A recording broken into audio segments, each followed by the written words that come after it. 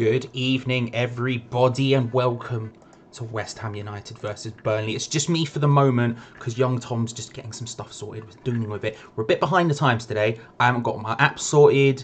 Young Tom's doing something in the house. I don't know what's going on, but we're here and we're live. Let me pull up the live chat just so we can actually have a conversation with you while we wait.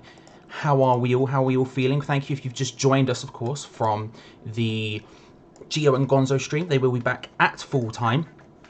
Let me get the live counter up as well. There we go. They will be back at live time, at half time, full time. I'm going to say all that again. They will be back at full time doing a review of the match. But until then, you'll be with myself and with young Tom, who will be joining us momentarily. I'm seeing Patrick McCall in there. I'm seeing David. I'm seeing PB West Ham. Rebecca's rocked up. Millie West. Jeffrey Stelly. Jeffrey, I saw your comment the other day. Thank you very much. James Hooper. Dave Ben. Hammers Down Under. Just everyone getting involved. Tom, I can hear you. Are you there? Tom's putting his headphones in. Tom, just so you're aware, we are live. Oh, hello everyone. Here you go. Wait for it. There he is. There's the boy. Hello, Tom. How are you? Hello everybody. Hello. I'm all right. Sorry, I was a bit late in getting sorted out today. I do apologise. I will be with you in a second. I was just explaining to I'll let you get ready. I was just explaining to everyone how ridiculously unprepared we are today. Usually we're on it. Today, we are not on it. We are not on it. I haven't got the app downloaded. I haven't redeemed the code. It's a mess. It's a mess, but we're getting there. Who's in today? As I just get the chat sorted so I can see everybody talking. Rebecca's here. Jeffrey Stelly, who's been commenting and doing bits for us, is here. James Hooper, Come Your Own 76. David K. Sarzek K. That's a name and a half. Rick Hammond, shout out. Hello, Rick. Hammers Down Under. Lots of people in. So as I said, if you are just joining us from Gio and Gonzo's thing, now I can actually speak. They will be live at full time with a full-on review. We'll be hitting the link in the chat, so you don't even have to click across. There's no effort on your behalf. It will be there. But until then, you got myself and young Tom doing a little cheeky watch along. Look at that rhymes. We're so unprepared right now. It's just a genius. Yeah, but I'm rhyming stuff, so it makes no difference. Tom, while we get prepared, how are you feeling ahead of the game? Ill. Yeah, sure. I do apologise to anybody that gets annoyed with me in terms of my nasal issues. I think it's a bit of hay fever. I do apologise. As I drop Diet Cokes on the floor. But yeah, other than that, I'm a bit worried it will be a boring match tonight. I think I watched your little preview you did with Gio last night, and I think what Gio said was right. It's two dinosaurs really tactically going against each other. So I think it will make for an interestingly boring match tonight, if that makes sense. It could be like one or two ways. It could be the best match we've seen all season, or it could be just the most boring match we've ever seen so far. This season. I'm a bit offended you call it that little preview we did, okay? I don't know why I called it that. I don't know why you're taking shots like this just out of nowhere. And B, I'm quite excited. I like Burnley. I do like Burnley. I said it in the preview, the little preview. I do like Burnley, and I do like Sean Dyche. I think they're better than a lot of people give them credit for. Most people just sort of diss them a little bit, calling them just Burnley, and have this image of them being this like classically English team with basically long ball techers, and that's not strictly true. I think they're better than that. I think the fact you see them, I don't want to say regularly, but they do occasionally roll up, absolutely blap a big team, shows. I do apologise.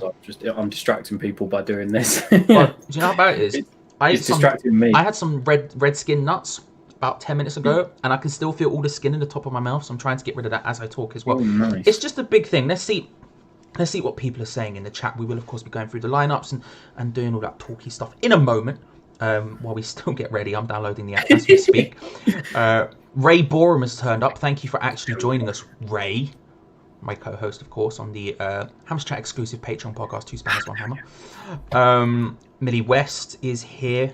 So what am I downloading the BT Sport app? Your guess is as good as mine. Do you have a code for the game? I have a code. I have a code now. Then download the BT Sport app and we'll figure it out together, because I'm doing it as we talk. I'm doing a lot of things here. I am back on the internet today, so I can do multiple things at once. Well, there you go. What a time to be alive. Time to be alive. What time to be alive? Have you seen the lineups, Tom? I have not. No, I mean, you saw how unprepared I was, so you may have seen them. I haven't. So I've seen our lineup because I sort of had one ear on the G1 Gonzo preview stream, so I sort of know what's going on. So while we figure that out, should I read you the lineups? Would you like to have the lineups? Just let me go get my AirPods really quickly. Okay. Well, while you do that, I'm just gonna. He's just looking. He's just unprofessional. I mean, we both are today. Right, I'm just seeing how much charge I've got. Otherwise, I'm going to have to go back on charge. Imagine just busting out AirPods. Like, that's just... No, not just AirPods, bro. AirPod Pro, for those who know. I have the power to kick you from this, and don't think I won't use it. I did not do it on purpose to show off Rebecca. Piss off. Let me just go and get my AirPods. One moment, everyone. Leave it out. Leave it. We all saw it. Right, go on then. As I set this up, we can talk about the lineups. Okay. Well, I need to set mine up. I'll read you the lineups. I think what we have to do is we have to follow that code you should have got in the email. No, I know what we have to do. It's just I'm also doing 8 other things at once. You know what I mean? It's one of those things. So I'll read you out. While you read that, I'll read you out the lineups, and we'll get your Common UI 76. By the way, is saying I should kick you. I'm just letting you know. So we'll start off with this. I'll read it out bit by bit. Okay, this is the West Ham lineup. We'll start with that because I happen to open it first. All right. Okay. Fabianski, Fredericks, Diop, Ogbonna, Cresswell, Rice, Souček. That's the sort of defensive unit of the team, as it were. How are you feeling about that? Unchanged, right? Yep, completely unchanged so far. Yeah, feel happy, feel comfortable so far. I thought Souček was so impressive the other day. So sort of to keep that spine. I imagine there's no Noble, which in a way I'm happy about. I think. I think it's my bet is a 4-2-3-1. That's why I've not read out the last 4 names, if that makes sense. So you have like Rice and Souček as a double pivot type team. That's my bet. Okay. That's my bet. A double pivot type team. I'm a word poet. You know what I mean? I did English literature. I studied Shakespeare. All right. Then we'll go on to the front 4. The front 4. There is one change. Okay. Fornals, Yarmolenko, Bowen, Antonio. Oh, so Yarmolenko's in. Okay. Yarmolenko is in. For Lanzini, that is that? That is for Lanzini, yeah. So Gio mentioned that the rumour going around is that essentially Bowen will be playing the number 10 role, Yarmolenko will be on the right, and Fornals will be on the left. I'm personally strongly against that, but how do you feel?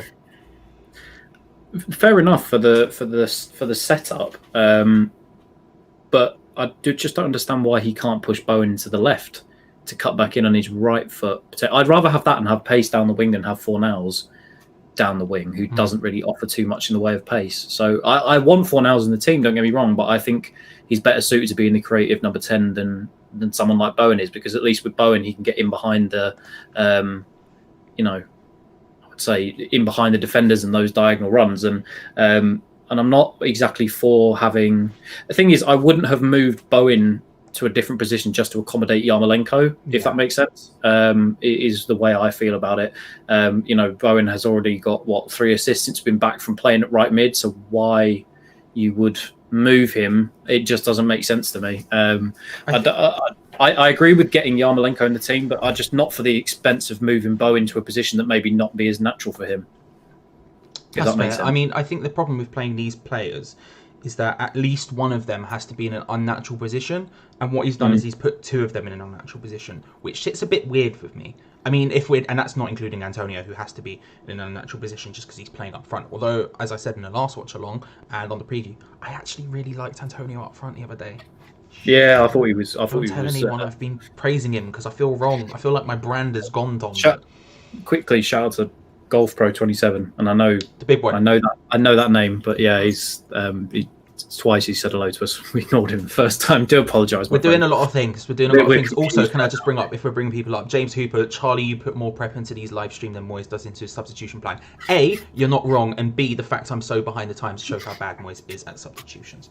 Yeah, I'm concerned because it means you in that 3 behind the 1, that means you have to have at least two. That means you have to have at least one person out of position, and he's gone for two, including putting Fornals on the left, where I just don't think he's as effective. Now, if you had Bowen and Yarmolenko one on each side, I don't know which way round I would prefer to have that at this point, but one at each side. Maybe I'd prefer Bowen on the left probably, but one on each side, and Fornals in the centre, I would like that a lot more, because the one thing, like, people have criticised Fornals a lot recently. I disagree with them, but I think the one thing everyone would agree on is when he's been in that sort of 10 role just behind the striker, he's been able to find really good passes that open up the game and open up defences. And against a team like Burnley, who are going to be tough to break down and who do sit deep, that's going to be vital, having that ability to break down the team. So if we shift him out on the left, I think that's kind of a bit insane, to be honest. But we don't know for certain. That was what the rumour that's going around, pardon me, that I heard Gio mention. Can I ask, do I need to create a BT account, by the way, for doing this? Bro, I don't know. Let me say the subs. I've got the email. My screen right now has us in the middle with the OBS. Then behind that, I've got the Discord call we use to actually do this show, myself and Tom. Then on the right-hand side, I've got the YouTube chat. On the left-hand side, I've got the email pulled up. And then behind the Discord, I've also got all of the YouTube stuff pulled up as well. So I'm doing a lot of things. So I'll finish off the subs and then we'll go into it. Okay. The subs bench, and that's because there's a big boy on the bench. There's a big boy on the bench. Oh, is he back fit? Is he back fit? Randolph, Johnson, Balbuena. Oh, yes, Randolph. Yes, Randolph. That was the big... There he is. Sorry, carry on. Johnson, Balbuena, Masuaku. Mm-hmm. Noble, Wilshire, Lanzini. Mm-hmm. Sebastian Haller, Albion, Ajeti. Yeah, I'm pleased with that. I'm glad he's back on the bench. I think it's Burnley are a very physical team, and I mean I'd love to have had him fit to start, but I almost rate just having Haller off the bench and going two up top with Antonio as well at times, maybe depending on the situation of the game, I guess. But yeah, I think we can finally, hopefully now, just put all those stupid rumours to bed that that Haller is going and he's not anywhere near the first team because he's leaving West Ham and stuff like that. So yeah, I'm glad he's back. But obviously been nice to have him back. But like we both said, we were really impressed with Antonio at strike the other day. He seems to be growing into that role with his hold-up play. Just obviously can't hit, as we tried to say in again this week, as I can't remember it, a cow's arse with a banjo or barn door with a... Can't hit a banjo with a barn door. I can't knock him for scoring because he's done really well in terms of his scoring and his work ethic. We always know that with Antonio. Yeah. And actually, we talk about his contract in a little bit when we've done the subs and stuff. That'll be a good little talking point before the game. But I just think when he's outside of like more than 5 to 10 yards, it's usually scuff city. But no, he's really impressed me. As you try and work through that before we move on to Burnley's team, I just wanted to see Dejan Garner apparently has just scored for West Brom. 100% he should be starting with us next season, however, I don't think he should be starting down the left because unfortunately, like Yarmolenko, unless you just want to use him for crosses only, cutting in is just not going to be his forte, so we can't really afford to start him down the left, I don't think. Sure, but cutting in is sort of... He's been doing a lot of direct running, both for West Brom and for West Ham when he was actually here. And if he's been doing that on the left, then it makes sense, right? Like, but I don't know for certain. Like, the thing is he needs to be in and around the squad. I don't know if I say he should be starting, but in and around the squad 10,000%. And getting starts as and when possible, because I would rather, like as good as Yarmolenko is, and I do like Yarmolenko a lot, this isn't a diss on him, my man's, I don't know what his age is, but he's going on 30, and Dejan Garner's what, 21, 22, something like that, so you want the future in there, and especially when he's been doing as well as he has done on loan at West Brom, pre his injury and post his injury. I mean, you know, having said that, he may just end up going to West Brom permanently. So Rebecca's trying to help us. I know. Thank you, Rebecca. I do appreciate it. I did see that. I'm gonna wait until Tom's figured it out, and then I'll do it myself. Does it Warren Store? Does anyone know a stream to watch the game? Please, bruv. Welcome. Welcome. We've paid for it. Well, I say paid for it. We've got it from the season tickets, and even we are struggling to sort it out. Yes, all over The shop. I'm getting literally DMs as people try to figure out as well. Okay, download the app. Is there a BT Match Pass app then? This has been so much easier on. I'll tell you what. It's been so much easier on thingy. I know. While you figure it out, I'll just carry on talking to the chat, and then let me know when you figured it out. Let's have a look. Razy GC, feeling confident. I would say I'm more confident than I have been for previous games. Am I confident that we're going to get a win? No, but I'm confident we'll at least put in a better performance. I think Burnley... The thing is, I think Burnley are the wrong team for us to be facing right now because of their style of football. I haven't really seen us break a team down properly yet. And we'll probably need to break Burnley down. But it is the right time to play them. As Gio said on the preview yesterday, it is the right time to play them given their injury problems at the moment. Tom, confident? Yeah, no, I was quite surprised actually that they had as many injuries or players out as they did. I think obviously is Chris Wood back. Obviously, I haven't seen their team yet, but them having Chris Wood back usually means that we're going to be under some sort of pressure that he may score tonight. As I know, Chris Wood seems to love a goal against us in the Prem. But yeah, I think without They're without Ben Mee, Jack Cork, Ben Mee, Jack Cork, and Ashley Barnes.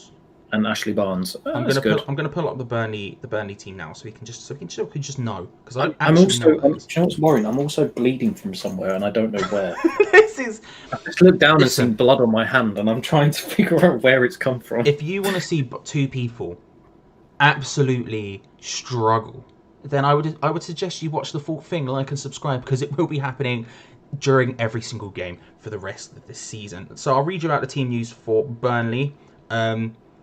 It's having a look at it. I could have told you the vast majority of this team beforehand. I think I only would have got one wrong. So in goal we have Nick Pope. The defense is Taylor, Tarkowski, Long, and Bardsley. Cheers, Hammer Down Under. Wait, Phil Bardsley. Do you know? I didn't even realise he still played football. That's mental. How old is he? 35. Bloody hell. 35. You want to talk about former Stoke players as well? In midfield, they have Eric Peters, Brownhill, McNeil, and Westwood. And then up front, a front two. It's a 4-4-2 as Burnley I want to do. Mateus Vidra and Jay Rodriguez. I really like Jay Rodriguez. And I know he's maybe not everybody's cup of tea, but whenever I see him, he always seems to work very hard. And he pinged a great ball over to Mateus Vidra the other day when I watched Burnley Sheffield United, and Vidra missed an absolute sitter for them to go to score. So, yeah, I guess that's not the best team they could have put out there, but it's still, that every single player that plays, they're going to know the system. They're going to know how Sean Dyche wants them set up, wants them to play. They're all going to play to a man. They're all going to put 110% in. So by no stretch of the imagination am I thinking, this is a walkover. It's going to be an easy game. I still expect a tough fought match for Sean Dyche. And look, if the rumours are true that he's best mates with Karen Brady, which I really didn't see happening. And he wants to potentially be put his name in the hat for the West Ham job. He's going to want to come here and prove a point that maybe, necessarily that he can take a lesser team, go to somewhere like West Ham and beat them or something like that, So maybe he has a point to prove tonight or something to the fans. I don't know, of West Ham that is. So who knows? But I mean, like I said, by any stretch of the imagination, I'm a little bit pessimistic this evening. I'm not like, it's going to be a massive win or something like that. I think we'll give them a good game, but whether or not we can win it, who knows at this point. Looking at their front two, right, that's the worst two players it could be, and that's not an assault on Jay Rodriguez or Vidra, although Vidra I don't think is great, unfortunately. But if it's not Chris Woods and Ashley Barnes, that's good for us. But still, this is what I said to Gio on the live stream last night, is that despite them having a lot of injuries, they've still been grinding out those wins. They've still been grinding out those 1-0s, and that's with key players injured. I mean, Ben Mee is a huge loss. Jack Court is a loss. Woods and Barnes are massive for them. And so to see them still continuously grind out those results in not, I don't want to say convincing fashion, but certainly they look like they're handling themselves and still remaining capable. That's the thing, isn't it? That's Sean Dyche all over. Like I said, his entire squad is all drilled to a T. You can tell he's that type of manager. I always expect the same things from somebody like a Chris Wilder for Sheffield United, that kind of team where one player steps out and another player is ready to step in and give it their all 110%. So he worries me in that respect because he, like I said, having a team well drilled like that, like I said, one steps out, another steps in to take his place. So, and like you said, they have been grinding out quite a lot. So, yeah. So, shout out to Gio. I get it. Thank you so much, Rebecca. /Gonzo, who's just rocked up in the chat. We're definitely prepared. Don't rewind to the beginning of the stream. Shout out to Mike, who's rocked up. Mike, who was obviously a guest on Two Spanners One Hammer this week. If you're a patron for West Ham, for Hammer's Chat, sorry, go and have a look at that. If you're not, join in the link below. Just trust. Oh, should we quickly do a little? There's 120 of you in here, so if you haven't already, please do drop a like on the video. We've hit over 120 odd likes the last few weeks. It's again, support. I don't want to go into it too much, but the support the last few weeks has been absolutely amazing from you guys. Subscribers during our shows and stuff, having like new 30, 40 subscribers every time we do this sort of thing. The support's been phenomenal. So if you haven't already, just drop a like on it. Little subscription if you haven't already, and Charlie will quickly mention the Patreon, but I won't remind you of that again until half time. I will, just in case you haven't heard. July is the best month for Patreon people for Hammer's Chats. There are at least 27 exclusive Patreon videos in the month of July alone for those on the mild Hammer's Chat Addict or above categories. There's a 3-tier system. Click on the link below. Go and have a gander. Support if you wish. If you enjoy what we do, be it myself or Young Tom, obviously, or specifically Gio and Gonzo. I imagine that's Gio on the Hammer's Chat account because Gonzo wouldn't tell us to shut up and get on with it. That's a very good point. That's definitely Gio. Stephen Pryor, are you going to stream the match? I know Gio responded, but just in case anyone wonders why we don't, copyright would literally murder us. YouTube would come, Big Susan would roll up to our houses and strangle us if we did even consider it. And, it's not a good idea, unfortunately. West Ham Clips has rocked up. Shout out as well. Sorry, go on. Oh, hi, West Ham Clips. So can I? Because I think this was a big talking point, and I know we've obviously got a little bit of time before the game starts. Everybody's opinion in the chat, as well as yours, Charlie. Mikel Antonio says apparently that he wants to finish his career at West Ham. Now, myself and you have not been exactly his most favourite of backed or supporters or something like that in the past. We've not exactly seen eye to eye with Mikel. Would you be inclined, because my opinion has changed drastically this year about him, but would you be up to giving him a new deal? No. And finishing his career at West Ham, or at least for the next 4 to 5 seasons? No. I'm still, listen, I think he's played very well and I think he's done bits. If we can get any money for him in the summer, we sell him. That's my opinion on the matter, unfortunately. His value is only going to decrease. And I'm not just talking about that in terms of money, although yes, obviously. I'm also talking in terms of value to the team. Mikel Antonio without the pace is not a good footballer. I really like what he's done for the team, and obviously he's got a year left on his contract. If we can get any money for him, though, I would sell him in an instant. But I do think he does, and I do think what would be a fair value for him. I don't think he's as valuable as he was a couple of seasons ago when a few teams were sniffing around him after the last season. I don't know. I think he even increased his value somehow the season after as well. There was a point where he was getting sort of mentioned in the 20 mil bracket, and I would have snapped someone's hand off for that. At the moment, I don't know. On the Patreon podcast, Mike made a great point about how bad the market's going to be, and how I don't think, or he doesn't believe that we've fully grasped that, and I agree with him. If you're looking at someone like the example he brought up was Arsenal and Mesut Ozil, they're literally trying to give him away for free right now just to get those wages off the books. That shows how bad it's going to be. How much money do you think he would command in terms of wages? Do you reckon, what is he going to be asking for? Like 50, 60, 70k? He's already on 70k a week. to give you some sort of perspective. He's not going to take a wage cat drop, is he? No, of course. So he's going to be probably wanting somewhere between 75 to 100 million. 100 million, bloody hell. 100 million pounds for Mikel Antonio. Come on, Pep. Give me your money. But about between 75 to 100 grand a week, which is a lot for somebody that may not be able to stay fit for an entire season. Yeah. Which is interesting with his knowing how his hamstrings have been. The truth is we can't pop off at someone like Yarmolenko for being injury prone as all hell, and then rocking up for 5 games, absolutely killing it, and then going injured again for being on 100k, and then accept it with Mikel Antonio. Now, Mikel Antonio plays for more games than Yarmolenko, to be fair to him, but he's also less effective than Yarmolenko, to be fair to him. So I think if we can get any money whatsoever, we should cash in. And as Gio's put in the live chat there, he is currently driving up his value, which is good. Yeah, it sucks because this is the first time in my life I've gone, do you know what? I'm all right with Antonio. I know I'm dissing myself here, but it is literally the one time in my life when it comes to value. Honestly, I think we wouldn't get more than 10 million for him right now. No, I don't. I know Gio said there could be a wage cut for a longer term security. I guess that's also, I didn't really think about that. That's obviously a massive thing too. But that doesn't really happen that often in football. Not at 30 years old. Past that, sure. But not at 30. I don't see that happening very often. Correct me if I'm wrong, Gio, of course. I'm so torn with this. I think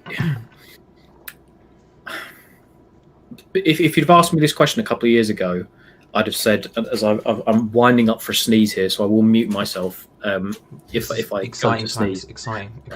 As I try and ward off the sneeze. Here it comes. I think a couple of seasons ago, I would have probably said, do you know what? If an offer comes in for him, I would have said, see you later. I would have accepted the cash for it.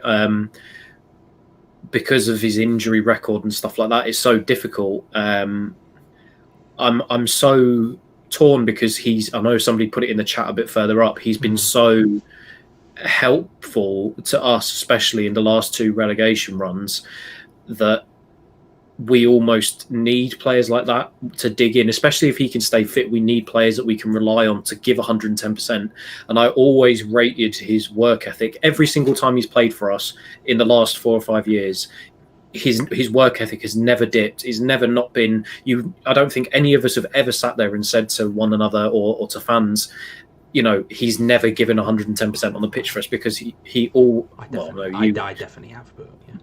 But I think his work ethic players around him almost feed off of that. I would hope to see. I think, especially when he's being effective and when he's just like that game the other day when he came off against Chelsea and he said, "Oh, I'm blowing, give me a second," all that kind of stuff. That's the mentality that we need in our team, especially when there's other players like Anderson's who maybe not putting in as much as they should be recently.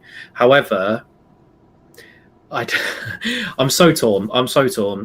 Would I give him a new deal? I think I would. I just don't think we'll get enough for him to warrant us selling him.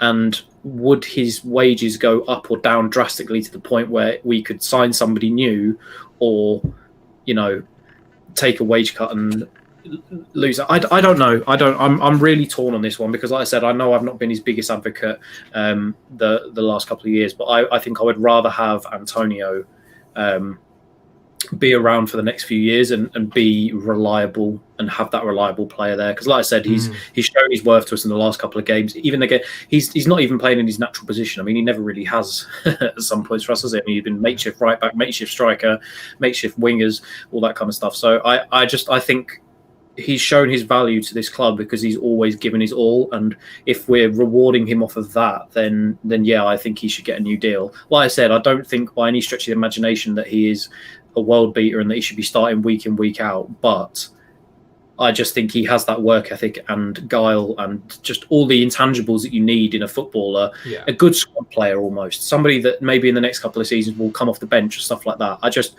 I think his value you can't beat that kind of a value to a club. Maybe not necessarily with his goal contributions or stuff like that, or injuries and stuff. But having that kind of a presence around in the dressing room would be enough for me to warrant him staying. I know that sounds stupid, but I don't think we have enough players like Antonio. I think Noble is another one. I think Rice is another, but I don't think we have enough Antonios. I just think if we're gonna accept that he needs a new contract, then we have to accept that he may not be fit, and we can't rely on him and stuff like that. I don't know. It's such a difficult one because I think everybody knows how well he's done for the club. It's just, do you keep him on the fact that, merit alone, or do you keep him because you say, oh, he's a really good squad player and stuff like that? I don't know. It's difficult because I've bashed him so much the last couple of years. So my opinion, I say this why because he's trash, but I won't go deeply into criticizing the guy now because I think actually I've only just started praising him and I don't want to rip him down. Peter Canning, I cannot believe what Charlie has just said about Antonio. If it wasn't for him, we'd be down already. Jeez, I didn't know he had supporters who were so ruthless. A, Peter, thank you for joining us. B, if you can't believe what I've just said, then don't look at any other video I've been in for the past 5 years because I've said a lot worse about him. And I do want to. I have also said worse as well. I don't want to rip the guy down right now. I won't mention work rate because I don't think he does as much as anyone says. But I won't criticize him too much because actually, he's bruv. He doesn't. Do you not think he doesn't track? He's okay. I'm not going to go into it.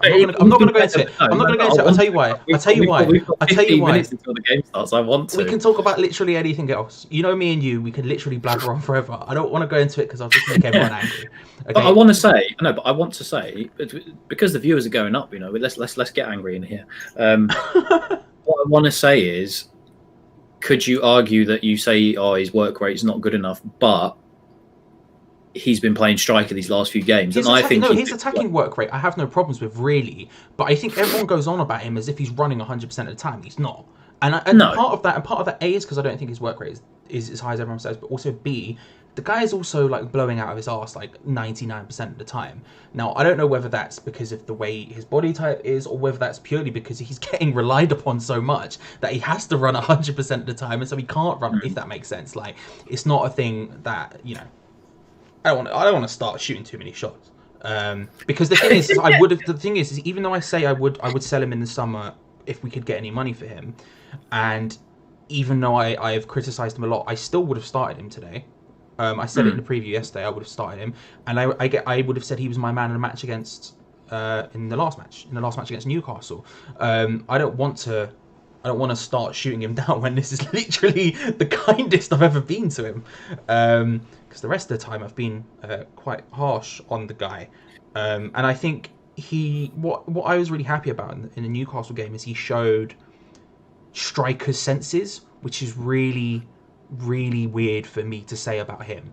And when we all were complaining about the idea of Arnautovic playing up front because he wasn't a striker and didn't move in the way a striker should, Antonio was doing that against Newcastle. For the goal, for example, he came short, played the pass first time, laid it off first time, and then absolutely ran into the right position. I brought this up on the Patreon podcast, but I'll say it again here for the people at the back. I saw an interview on Twitter a couple of days ago with Gary Lineker, and it was from his time. Some other people might have seen this. It was from his time at, I believe, Barcelona, maybe. It was around that time, so it was back in the day when he was actually doing bits. And he said people always spoke about him being in the right place at the right time, and that was his gift. But he said, well, no, I'm just always in the right place, then when the ball gets there, I'm already there, sort of thing. And that's what I've liked about Antonio for both of his goals recently, was that he was in the right place at the right time. He made the runs into the correct place, even when he was pulled down against Chelsea, which probably should have been a penalty if it had not gone on to actually becoming a goal. He got up and he went straight into the right place. He found the position. Against Newcastle, it was the exact same. He laid the ball off and then got into an excellent position straight after. So when there was that little bit of luck, which whoever it was it Lascelles in the centre who didn't accidentally get the touch for it? I'm asking you, I realised your headphone wasn't in. Was it Lascelles in the middle who flopped? Yeah. Antonio was in the right place at the right time to put it in the back, and that's a huge thing. That's so good, and I think he deserves all the credit for that, because again, Arnautovic, who is a better forward than him, wasn't doing that sort of stuff because he wasn't a striker, whereas Antonio's not a striker but has been doing those things, and so I would have started him, partly because Haller's not fully fit, but I would have started him, and even if Haller was fully fit, I would have considered starting him on the left, for example. So I don't want to start shooting too many shots at Antonio right now, because I've worked out. I know we had. So I don't want to pop off at him too much right now, because I do genuinely think he should have credit. Like, he just should. Yeah, I'm listening to Joey Cole. He's actually talking about him right now, about Antonio's work ethic and work rate. But I guess pundits will feel differently because they don't maybe necessarily watch him week in, week out for an entire season for the last 4 years, whereas we have. We haven't really missed a game for far too long. Actually, I think it's too many. I think I've missed a game in not good for the mental health. Not good for the mental health. But yeah, it's such an interesting one. The chat's been having there. If we look to the chat and see what the chat have said, it's mainly just Charlie's an idiot, which is very true, to be perfectly honest with you. Which is very true. If you did put an opinion in, just put it back in again. And we'll just quickly see, because we've got 11 minutes as the managers are talking. Peter Canning says, all I'd say, Charlie, is how many goals Antonio scored and how many goals has Haller scored. I mean, if you want the figures, I can pull them up. Antonio's got 2 in the league this year. Haller has 7. So, next question, Your Honour.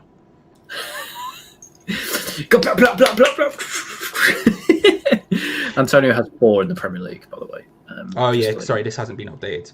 4. Okay, Haller still has 7.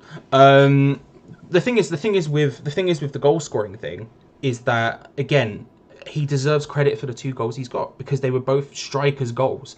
It was actually when this is a throwback. If you were watching Ham's chat back then, when we had Ashley Fletcher up front, I liked Ashley Fletcher a lot because he made the runs strikers should make, in that he would follow the ball into the net. He would get into good positions. He wouldn't just stand around like other people we've had playing up front. He would actually get into good positions. And he deserves credit for that, because he's done that the last couple of games, and that's despite not being a striker. So he deserves credit. As I go back to BT Sports, keep reading out comments calling me an idiot. That's fine. Okay. See, this is my fault. I do apologise, everybody. I brought this on us. You brought it on me. Apologise to me. No. I wanted to say it. I'm sorry. That one guy says, after Jeffrey Selly says, I still love you, Charlie. Before that, he did preface by saying, Charlie, so you're saying our goalie was consistently scoring goals and working to get better mentally with his game when he's already a physical presence. Sounds like a contract to me, mate. I don't disagree with you, but what I would say is this: giving him a contract denotes that he's not going to all of a sudden disappear in the next 2 years. And I don't mean disappear off to another team. I mean physically. We can't really talk about what Antonio is going to become, because obviously pace is such a strong part of his game. Now, I think he's probably one of those players who will continue to have the power, the strength, that person to hold it off. But without the pace, I don't know what Antonio is. And so for me, again, I think it's a case where the money could be so bad this year. Oh, and that's something I should bring up in a second. The money might be so bad this year that we might need to make money on people. And Antonio's probably one of the few people who will actually turn a profit in this summer from when we bought them. And that's going to be very, very rare for us and a lot of teams. So as Gio said, broken again, that's what it will become. And what Gio said earlier about the contract thing, about the world is different, I agree. But if you're a footballer who's 30, not 31 or 32, who's just about to turn 30 sort of thing, do you take less money? Like, is that something you'll be willing to do? Like, and if you're West Ham, are you going to give him a 5-year contract, which is sort of what would make that kind of worth it? I don't know. I'm loving this. I'm such a knob. I've started this whole thing. That one guy, for years, West Ham fans have complained about players not wanting to be at West Ham. This is the last one I'll do, by the way. I.e. not working hard, collecting a paycheck, etc. But now you want to sell one who actually loves the club. Yes. Next question. No, I'll tell you why. Because I've not been complaining about that. Because as much as I want it, and I understand fully you want it, just because someone wants to be here doesn't mean they should be here. And again, I'm not saying he's bad. I think if we sold him, he would go to a Premiership team and probably do all right for a year, maybe even 2. But I can't justify us paying 70 grand a week to someone who A, isn't fit the entire time, B, hasn't been, in my eyes, effective, but I understand, like, people can disagree with that, and C, who could break down in a year, in 2 years. And let's be real, every time, let's not act like we haven't all been talking about the fact Antonio's playing too much and he's going to get injured. We've all been saying it. Like, it's just, it's a fact of the matter, unfortunately. Ray is joining us from the tube right now. He said he's got he says, "Hey boys, I'm on the underground at the moment. My internet is better than Liverpool." Well, you know what they say about Liverpool. I don't. on his stream last night, it was poor. It was poor. Shout out to Ham the Point. Great show. 8 minutes to kick off. It's not wired that way. Take care, all you too, mate. Seaside Hammer. Evening, lads. Evening, all. Evening, Seaside. Ben Davis asks, who do you think is the better manager, Moyes or Deitch? Is there a conversation to be had? I think it's pretty easy. Who would you say? Moyes, obviously, no, it's Deitch going to be. Like, look at one manager. Yeah, the reason I on the preview last night, the reason I only mentioned Deitch for like a sentence and then moved on is because I think it's just so abundantly clear how good Deitch has done with Burnley. I mean, he kicked them, he's dragged them kicking and screaming from the Championship to the Premier League and has got them almost at this point being consistent European contenders. I mean, this is the second season they've been fighting for Europe, and that's a huge compliment to that team. And being in the Premier League week in, week out, has not done much for his throat. Yeah, I'd take Sean Dyche all day of the week. Like Charlie said, I think he's done an amazing job. What else do we have here? The fact that Jamie Green says, I think the fact that Dion Garner, who's back next season, is a reason not enough to not give him a new contract. That is a great point. Try and bring some of the youth through. Jamie Jones, a controversial one, not about Cresswell. He says, how can Cress retain his place and Fornals? Cresswell I would keep in there just because I don't trust Masuaku. Don't have more options. No options. Don't have more options. The Fornals one, I do not get the Fornals hate. I think he's been fantastic. I think he really has. I disagree. I disagree with the people who are dissing Fornals, to be honest. I think honestly he's been a lot more creative than what people have been saying. Like the pass that was played in behind the other day against the Newcastle game is just one of many. That he played in behind to set free. He's got great vision, and he's still only young as well. And he's another one that always gives his all when he's playing out there for us. So I disagree. I think Fornals should be starting week in. Look at the, if you obviously don't do it now because you're watching us and don't leave. But if you look at the replays for say the goal, the Yarmolenko's winner against Chelsea, or you look at who else was it? The Antonio goal against Newcastle. Fornals was busting a gut to get into the good positions, to get in the area, working hard. And I think people's criticism of him, although some is fair, I think is maybe a bit harsh because I think the guy is very creative and actually works harder than people give him credit for, to be honest. Dare I say that if he was to stay in the Premier League, look, he may get a move to a bigger club. I think Napoli were interested in him, whether that was hearsay or not. Yeah.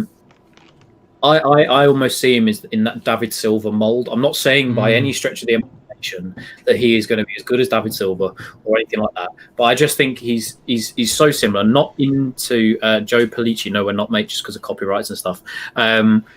Just in terms of the fact that that creative ability, number 10 if he's in his preferred role, and he's not necessarily the quickest player in the world, but he clearly has the vision, the talent to be able to do that. We saw it for Spain under 21s. I even still argue that we're seeing it week in, week out, him in the Prem. Don't mention him in the same breath as David Silva. No, I'm not saying he is as good as David Silva. I'm just saying I think stylistically he's similar. In that mould of someone like David Silva, a small Spaniard who can create a lot. Like Migsy said there, he's number 10 today, and Fornals played the pass, the goal assist 3 times in 2 matches. Genuinely, I'm not saying he's on that level. It was like when we used to compare Lanzini and Coutinho and say that Lanzini is that type of mold player where he's similar to Coutinho. I still think it is, or when he was good enough. But yeah, I still think that he's what is he? He's 21, 22 Fornals? Yeah, 22, I think. His ceiling is way up here, and I think it is at a bigger club. I think is at a bigger club than us potentially one day. I think he's the sort of player you have to place the right players around. I think Bowen is definitely one of those players. I think Haller is definitely one of those players. It's keeping him in. Sorry, he's 24. I got that. I'm sorry, everybody. Okay. Oh yeah, I still think he was at the under 23, and yeah, that makes sense. It's about placing the right players, and he needs to play in the right position. If we lob him out on the left as we consistently do, then what's the problem? It's stupid. It's stupidity. We need to put him in the. If he consistently is playing week in, week out in that number 10 role, and that's the sort of where we start building a team from, I'd be very, very happy, because I think look at the last couple of passes he's done to set up the assist maker. As someone said, 3 and 2. Like, some of them are very, very good. The one for the Bowen, where he played it through to Bowen, who then flicked it back across for Antonio. Oof, good passing, and it's not something we do often enough. Yeah, I know people will look. Charlie, people will get on his back for saying about Antonio's contract. I'm quite happy if he's to get on my back about the way that I envision Fornals to turn out for us. I think there is such a good player in there, and I think in that number 10 role, if he's there tonight, in behind Antonio, that just. Man's got a lot of creativity. I hope that's where it is. I hope that's where it is, and he doesn't end up being out on the wing again, because that's a problem. And I think that's the thing is when people are saying that he's, maybe not been as good. I think that's because he's been pushed out there by Moyes anyway, and even Pellegrini before him. But that's obviously he was playing in that position in Spain, but it's not as fast, I would imagine, as the Premier League. He was also playing centre. He was also playing cam for Spain in Spain, and that was his best position. His best performances when he was at Villarreal were where he was playing in that 10 role, be it in the tip of a diamond or in a different formation they played.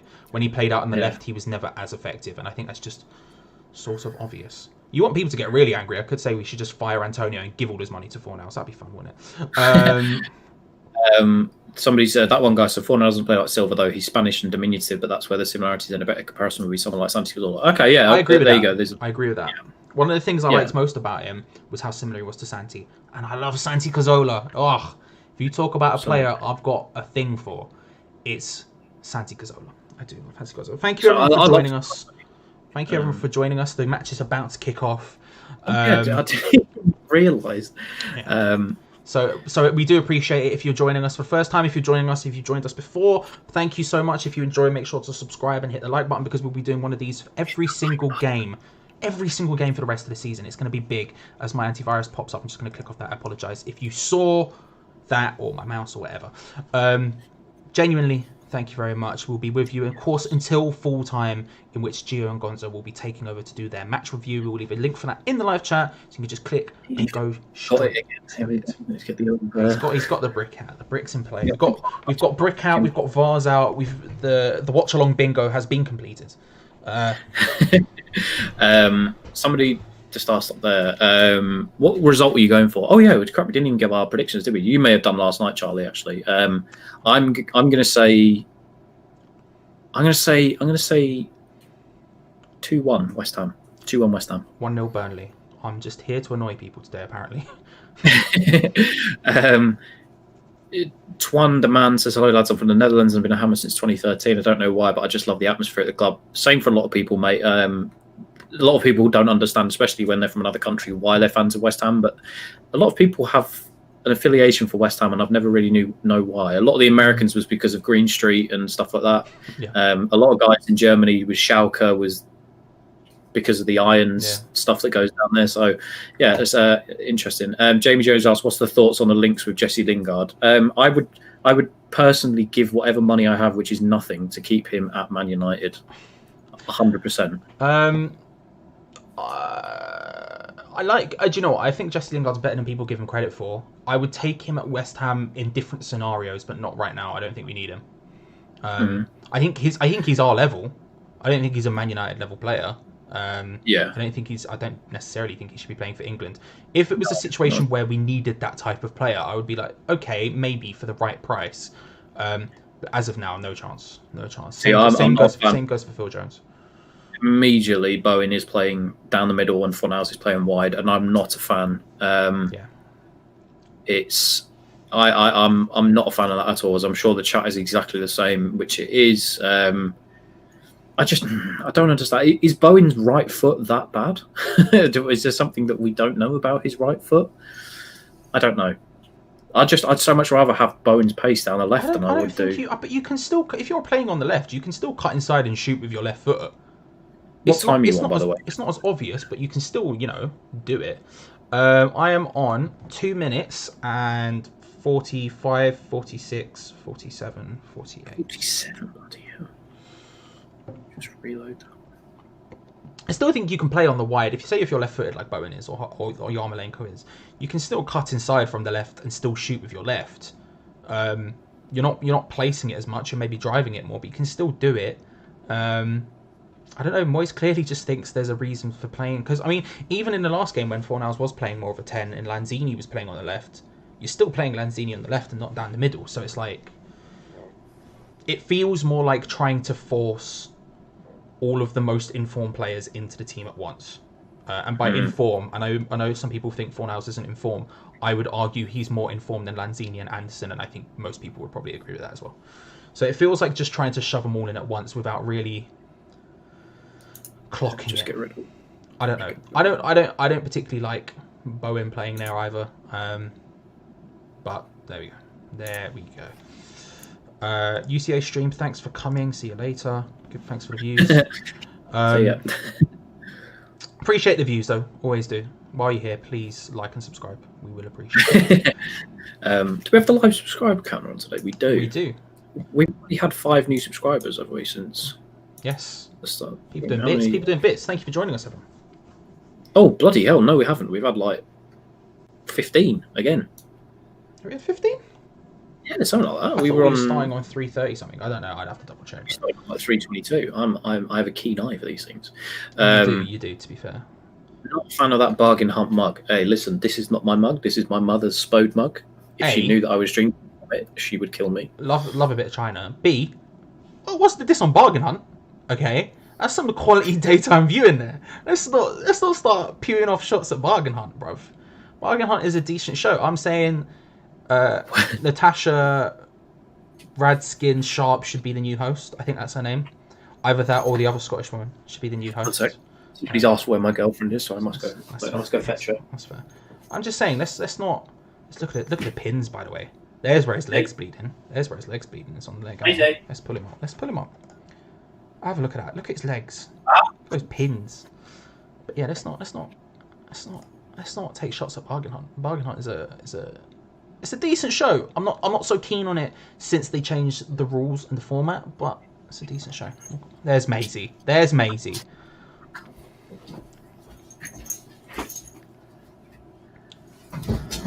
Hello. Has anything happened whilst I've been away? I was talking about your legs mostly, and then Bargain Hunt. My legs, eh? Kevin, you come up here. You say hello to everybody. There we go. There's a good girl. My legs. Why? What did my legs do? It's just good legs. Also, we can see where they were bleeding. There's a big old. Was it my leg? Oh, on the corner of your on the knee of your. I love the fact us and the stream know that before you do, which is it's on your body. But... Sean Dyche. Thank you, Jeffrey. Thank you. Doing bits. Can we get what's Maisie's opinion on the game? Tactics subs today. Can we have your opinion? You're bored, are you? Yeah. Bored? Yeah, very bored. Very bored. I mean, just look at this dog. Just look how gorgeous she is. Isn't you gorgeous girl? Does not stable whatsoever on jumping across there. Not stable. I'll just say is Lionel Argentina. Welcome. Please like and subscribe while you're here for more doggo content. Hello. What other watch along? What other watch along on YouTube do you get this? What other? Let us know, because I tell you what, I haven't seen one. Your Man Crush Monday could never. I'll tell you that much for a fact. Right, I'm going to concentrate on the game now. Cameron says came for the game, but I'll take this. All right, I'm back to the game. I promise. Right, let me just pop back out again because she's going out in a minute. Thank you, Cameron. You know. That just wanders off again. An early goal would do us good here. One of the things about Burnley is that they've somehow done less substitutions recently than Moyes has, which is kind of mad. And so if we look at their bench compared to ours, right? Their bench is not great. And I think if we were to get an early goal or to sort of take control of the game, they don't really have the ability to change it up as much as we do. Maybe introducing Chris Woods, who's maybe not fully fit, but it's a good opportunity from Burnley there. But if we do get the goal, it would be positive. That would be a positive. Rebecca, That was handball, though, surely. Rebecca, Charlie, and Tom go dogging. Well, listen, what we do in our own time off stream is, is our own business. What are you watching on, by the way? In what sense? My phone. No, the BT Sport app. The same app, the same app that you're watching on. What time are you on? How is this possible? I am on. This is what's like for me most of 8 minutes and 27, 28, 29, 30. How? Right, for some reason, even though we're on the same app, I'm far behind you. Oh well. Give it a cheeky little refresh. Well, I don't trust it, but give it a cheeky little refresh. But maybe done. But also, Is there any other? I see Cameron Reed's just put in there about Gabriel Jesus has just scored. Yeah. Is there any? Oh yeah, it came up with a notification saying goal. Yeah. What is this? I've never seen that before. What has been? I hope it's going to do that for us as well. Just completely ruin it for all of us. Jez Bish, I cancelled BT Sport 3 months ago. Now I just watch other people watching it and vibe off the bants. Do you know what, Jeff? Jez, sorry. I 100% back that. 10,000% back that. Vibe with us. Let if you want to vibe, let us know. Rebecca, yes, I saw your thing. I've closed it and reopened it, but I might have to give it a refresh soon as well. Wait, I'm on 9 minutes and 26, 27, 28. I'm 10 seconds ahead of you. Okay, that's better than it was. That's better than what it was. Rebecca's on 7:48. Well, yeah. Well, Rebecca, we look forward to telling you Yarmolenko's just scored a screamer. Not happened yet, but Ogbonna. Look forward to that, Tom. It's going to be fun. Have you seen it yet? Ogbonna's big old swing. There you go. Oof. He gave it a shot. Just a big old hoof. Do you know what? This might be the most of you we've had in here so far of you guys. 178 of Georges. Thank you for joining us. So I'm going to have to sneeze. I'm sorry. Here it comes. That was exciting for all of us, wasn't it? That was just exciting for all of us, wasn't it? Yeah, if you haven't already, do drop a like on the video, subscribe if you haven't already. Are you so is there any other games going on right now that could affect us today? I don't know. There are other games going on today, but I don't know if they affect us or not. Let us know, because I don't actually know what's going on. Oh right. Cheers, Rafi or Rafe. There's a reason for that. A certain channel isn't doing a watch along today. Are they not? Fair enough. Well, if you've just joined us looking for West Ham fan TVs but found ours, welcome. I'm Charlie. This is Tom. I think we've both. I've been on the channel at times. I don't know if you've ever been on there, but I have actually. I did the morning breakfast video with. Well, there you go. Ones. There you go. Come get involved. We do stream. We do watch alongs for every single game. That's a good opportunity for Burnley. We do watch alongs for every single game. So subscribe, and I promise I can do a Dan Lawless impression if you want one. There you go. That was it. If you are assuming that because West Ham Fan TV are not streaming that we have increased viewers, then I have two words to say to you. Fair enough. Oh, exciting. But yeah, come get involved. We will have a review after the game. Gio and Gonzo will be live doing their ting, doing their bits. And we do lots of other videos. So come get involved. Do you know what I mean? Come get involved. Not a bad thing whatsoever. We're, of course, fans with everyone. We're, of course, friends with everyone over there. Yes. I speak to some of them on WhatsApp. You know how it is. This is asking you to do Ray Winston, Charlie. A Ray Winston impression? I mean, I was thinking more someone from West Ham Fan TV, but I could do a Ray Winston impression. I've met Ray Winston. I've interviewed Ray Winston on this very channel. On this very channel, I've interviewed Ray Winston. And Tom, here, Athos32, edited that video. So, you know, if you go back on the channel, you don't even have to see me do an impression. My impression of Ray Winston at the time was, "What's that?" And that was his response to my microphone. If you want more context, go back and watch the Iron Men interviews. I've used that microphone, which is also a fantastic video on the channel if you want to see me do my first ever thing. And who turns up in that video? Nikki from West Ham Fan TV. There you go. It all comes full circle eventually. Puts his arm around me and then realises that we're actually filming, and it's quite funny, really. 10,000%. 10,000% knew beforehand, but that's fine. Shout out to Nikki. Yeah. Shout out to Nikki. It's a great little laugh. Rebecca says, "Do a Rebecca impression." I've got one. Hang on, let me full screen you. There you go. Good luck. I'm Rebecca, and I'm an idiot. There you go. How about that? Wow. Okay. You like that? You went for shots. Yes. Nothing to do with her talent on Photoshop or her good videos on the Ham Utd forum channel.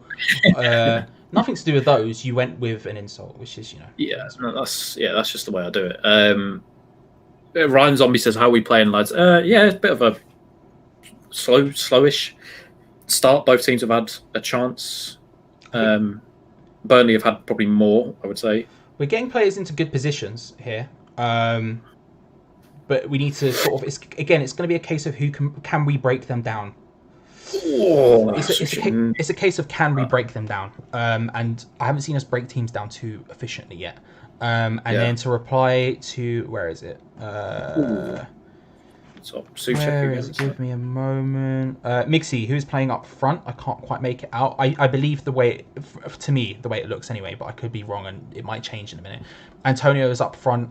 Fornals is on the left. Bowen is in the number 10 position, and Yarmolenko is on the right. But that could change. And I mean, you know, changing it up wouldn't necessarily be a bad thing.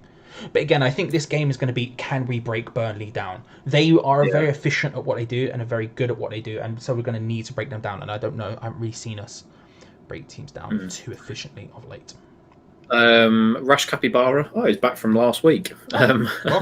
Hello. Both do a Gonzo impression. You're just trying to get us in trouble. But, I love Lord of the Rings and have pinball machines in my room. Morning all. It's match day. There it is. It's a good one. It's a good match day. It's a good Again, he doesn't do those anymore, but if you're an old school subscriber, you would have seen. If you know and you are an OG subscriber of the channel and you remember Gonzo on his match day mornings where he would go, "Morning all, it's match day." It's match day. Big Trevor Brooking in the crowd there. Big Trev. Oh, I like wrestling, but I don't want to admit it publicly because I'm scared. There you go. What else do we have here? People are happy with my Rebecca insult. Yep, no worries. Can do another one of those if you ever want. 10 out of 10 impression, nailed it except for the part he did about Rebecca. Where is Anderson, says Mentcoin? He's injured currently and expected back maybe in the next 2 weeks, maybe in 1 week. Not too sure yet. Yeah. I think it's a hamstring strain or something like that. What else we have? Match day morning, says Cameron Reader. Wouldn't this game have been a great test for Ben Johnson over Frederick since they don't have a world-class sprinter to keep pace with? I guess you also don't change the back four, especially after picking up 4 points, I want to say, in the last 2 games, Charlie. Would that be right? Fair, but I mean, I don't know if our backline's been that great. We've conceded 2 in every single game. True. Since the restart, and to be honest, to be honest with you, McNeil might not be rapid, but he is very good. And if anything, that's more of a reason we should start Johnson over Fredericks because I trust him more. But yeah, Bowen down the left here, so Bowen's definitely playing on the left. There's lots of space. Antonio went for the late run there. Maybe should have been in a slightly more advanced position potentially, but it's a good opportunity. And again, that's the sort of opportunities we're going to have to make the most of because that was 3 against 4, which is about as good as you're going to get against Burnley.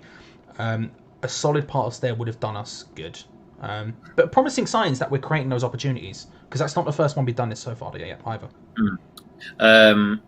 Jez Bish we'll save the wrestling comments for a minute when we're done with the football comments. Okay, well. Charlie, shush! Don't look at the live chat. Hamad Allen says, "Okay, now do Gio." I'll quite happily do that in a second. Adam Noble, Antonio looks like he's struggling fitness wise. Yeah, I guess that's especially for 90 minutes in a row. Is that he's done? Yeah, he's played every minute of every game so far since the restart, I believe. It's tetchy to say the least. Rash Capybara, if anyone's interested, you can see Nuhu play on Friday for Seattle. You're banging on about this guy. Like, imagine actually randomly in the next couple of years that this kid becomes like the best centre back in world football. Is he a centre back or something? I like that. honestly don't know where he plays. But I know But I know his name purely from your man in the comments. So. Ray Faye says, "Lol, how do you guys pay attention to the game while reading our stupid comments?" Hey, listen, it drives the conversation, and we're all about for whilst the game's going on. You're here for a little bit of West Ham, but 70% to 80% of the time it's just us being stupid. As previously put, vibe off the bants. But we're here, we're here for more. We watch the game and then we give our comments at the same time. And let's be real, West Ham matches tend to be quite stop-starty, so it's not too difficult. Yeah. Jez Bish says, rate McNeil highly. 100%. I think he's very good. He also says, boys, we need to be signing Adam Armstrong next season from Blackburn. Adam Armstrong? What do I... That's an old school name. Didn't he used to play for Newcastle up front? Wasn't he that, isn't he really fast? Yeah. Wasn't he that little striker who's got bare pace about him? I sort of have vague recollections of Adam Armstrong as a footballer, probably from FIFA if we're being honest about it. But was it Newcastle he was a youth academy player for, or someone? Guys who do fantasy football, Silver assisted Jesus, so no worries if you captain Bruno. I don't actually play fantasy football. I give up with that so much. Yeah, I stopped. This is the first year I haven't done it because what always happens is I pick my team with all of the intentions of being great, and then after the first week completely forget about it and never click on it again. So this is the first year I haven't actually done it. But yeah. Lisa Scribante. I heard someone is bringing up Nuhu. Anyone check out his highlights recently? Do you reckon that this is Nuhu behind these fake accounts every single week? That's an excellent point. Okay, here's what I'll say. Lisa, and who's the other person again? Is it Capybara? Rash and Lisa, who I'm still convinced they're the same person.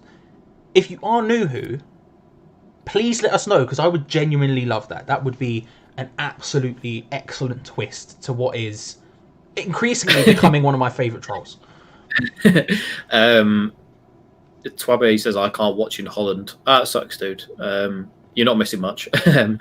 Twanderman says, boys, can you explain why Anderson hasn't played in ages? I mean, he's a very good player. He is. He blows hot and cold constantly. I mean, obviously being injured hasn't helped. He's injured currently, which is why he's not even in the squad. So that is that. But Mahrez apparently has scored. He did, yeah. I saw the little thing pop up on my phone. Lisa says, I'm not Nuhu, just a big fan. That's fair. That's fair. Hamad Allen says, Capybara, world's largest rodent, surely. I don't know. That's a good question. Is a capybara a rodent? Because I would have thought it was a marsupial. We got his national team jersey and team jersey. I'm so confused. Hang on. We. Okay, so we're now saying they at least know each other, if not live with each other. We're getting to the bottom of this, Tom, through minor hints in their comments. It's very exciting for me. Very exciting for me. Also, what national team was it? Algerian? Was it someone like that? Morocco? I don't know. They mentioned it last time they were here, but I don't remember. Somebody asks, Paul Spencer says, "Are you worried about Diop and his dip in form?" I am. I'm very worried. I think he's obviously that first season. He was a stalwart back there. Clearly, there is still a player in there, but I don't know. For some reason, he's had maybe a dip in confidence. I don't think it helped him necessarily having Roberto behind him, if that makes sense, because I guess you do feed off sometimes from your goalkeepers, and I reckon he feels maybe a bit safer with Fabio. I don't know. I'm making excuses for him because I know that he's clearly a good centre half. I think it looks as if it's drifted centrally, by the way, or it might have happened for a while, but I've just noticed it. Bowen sort of moved out onto the left about, I don't know, a little while ago. At least that's when I first started noticing it. Again, I assume what's going to happen is they will rotate. I think you'll see them sort of change it up occasionally. That's a good thing. What I would say about Diop is this. What concerns me most about him is that Moyes is a defensive manager and yet isn't getting the best out of arguably the most gifted centre back we have. I don't think he's the best centre back we have, but he is the most gifted one, and should be the person. It should be a long-term project. I think in reality, I don't think Diop has a lot of potential, but I don't think he reaches that unless he goes to a top club. Yeah. So, but we need more consistency from him. What else do we have here? Ham Utd 70 million for Diop would have been fantastic. Now maybe 30 million. I guess it's just then at that point is who do you use that money to replace it with? Phil Jones. We're at the Phil Jones. Get some H2O down here. If you're not hydrated, hydrate yourself. It's important. I certainly would take upward. That's just another annoying question. Would I take, as we have our first rehydrate break of the day? What was the question? Don't forget to rehydrate. Just quickly, Pakul says hello from Indonesia. Bloody hell! Honestly, I love it when people tell us where. If you're from somewhere far and wide today, do tell us. If you're from somewhere that's not Essex, let us know. Yeah, Essex or London. Yeah. Do let us know. We always love to see where you guys are watching from. Obviously, last week was the Australian week. We had a lot of viewers. So it's nice to see you all here. Mentcoin says, why don't we play Haller and Antonio up front together? I think he will be tempted to, maybe, those last couple of games. Especially if... Actually, would he go 4-4-2? I don't know. I don't know. Personally, I wouldn't want to see it happen, because I think that would mean you have to move Bowen into not his strongest position, although he's already not in his strongest position now, I guess, but not in his strongest position. And I think Haller works best with as many people around him as possible. So a 4-3-3 is the way I would like to see it go, or a 4-2-3-1, with the two on the wides as far as possible. But it's not something I couldn't not see happening. Part of me was thinking earlier, maybe his dedication to Antonio up front is knowing that Haller is coming back, so you get as much as humanly possible from that stone as possible before. Jez Bish with the interesting conversation topic there. If someone wants any of our players for even 40 million, we sell whoever it is, Rice included. Oh, Rice for 40 million. I think you're selling it just short. Antonio, good run from Antonio, who's now on the left. You ready for this, Charlie? We'll go through quickly where people are watching from today. Okay, I'm excited. Lay it down. Right, West Australia, America, Alabama, United States, Jakarta, bloody hell. I love that. Sweden, Qatar, Canby Island, yes, big up Canby Island. Big up the island. Carolina, Denmark, Scotland, Nice. Westchester County, New York here, blimey. Raleigh, North Carolina. Love that. Shout out to Ric Flair. Carry on. Ric Flair, I was going to say Raleigh, North Carolina. Is that near Duke and all those guys? Any signings you two would really like to see in this window? We'll do that in a second, Rash. Devon, Croydon. Croydon. Technically not London. Whoever said Croydon? Jamie Green. Would you say Croydon is or is not part of London? I would like to know, thank you. Langdon Hills, Keighley in West Yorkshire. Keighley, shout out to Keighley. That was near me when I was in Leeds. You're just a small town in Yorkshire. Small town in Yorkshire. Sorry. Billericay, Southend, Chadwell Heath. Yeah, I'm by Duke and UNC. That's cool, Jeffrey. I rate that. Also, so what was it that we said? What signings would we realistically want to see? Fullbacks. Fullbacks. I think both of us want to dip into the Championship for our fullbacks, don't we? Challenge for us. Yes, but I'm not convinced that's where the smart money is. But yes, I certainly wouldn't be against it. It's Anthony Robinson as well, isn't there, this week? Is it the Leeds left back? No, was he Wigan? Birmingham, Wigan. Somewhere? It's Wigan. My apologies. That's why I said Leeds, because I knew you'd know Leeds. It is Wigan. You are 100% correct. Yeah. I was going to say be bloody Luke Ayling, and I don't want Luke Ayling. Shower. How dare you, Big Luke? Get him involved. Who was that Leeds centre back I really liked? Nobody told our owners how to wear a fucking mask. Who was that Leeds centre back I was obsessed with? What, Ben White? Was That it I White? said. Or was it the other one? I wanted White. No, it's not. It's not the person you said we should have. It's either Ben White or League One Liam Cooper. It's big Coops. Get Coops in. Liam. Get the Coopster in. The thing is with the Championship is I'm not necessarily against getting people from the Championship. If anything, I'm relatively for it. But I don't think that's where the smart money is. I think if Jared Bowen wasn't an English player in the Championship, say he was a French player in League One, we would get him for half the price. And I think actually that's where the smart money is. The smart money is in looking in leagues like Ligue 1 and it's a good chance Yarmolenko in the centre lays it back. Souček went for a big pole driver, Thomas Hitzelsberger style, didn't quite come off. Yeah. It's a good period here where we're sort of in control. Fredericks, that's a good ball. Souček. Not quite, Tom. Not quite a goal. It's close, you'll see. Oh, I'll tell you what, Souček, I love Nick Pope, but Souček don't have to get into some good positions going forward. For somebody that's a defensive mid, we're really, after this tactical water break, we're turning up the switch. He's David Moyes is slowly turning Souček into Fellaini in terms of positioning, and I'm here for it. But yeah, to finish off my Championship point, I don't think the smart money is in the Championship. Look at some of the numbers quoted for the top players in the Championship, and that's because they have money now. So for me, I think we should be looking in places like Ligue 1 in France, even Ligue 2. If you look at Sacco and Guendouzi and people like that, it works. I know, I feel weird saying it. It's a croissant. Peter Morris, not much of a watch along. Well, I'm sorry, Peter, that we can't entertain you.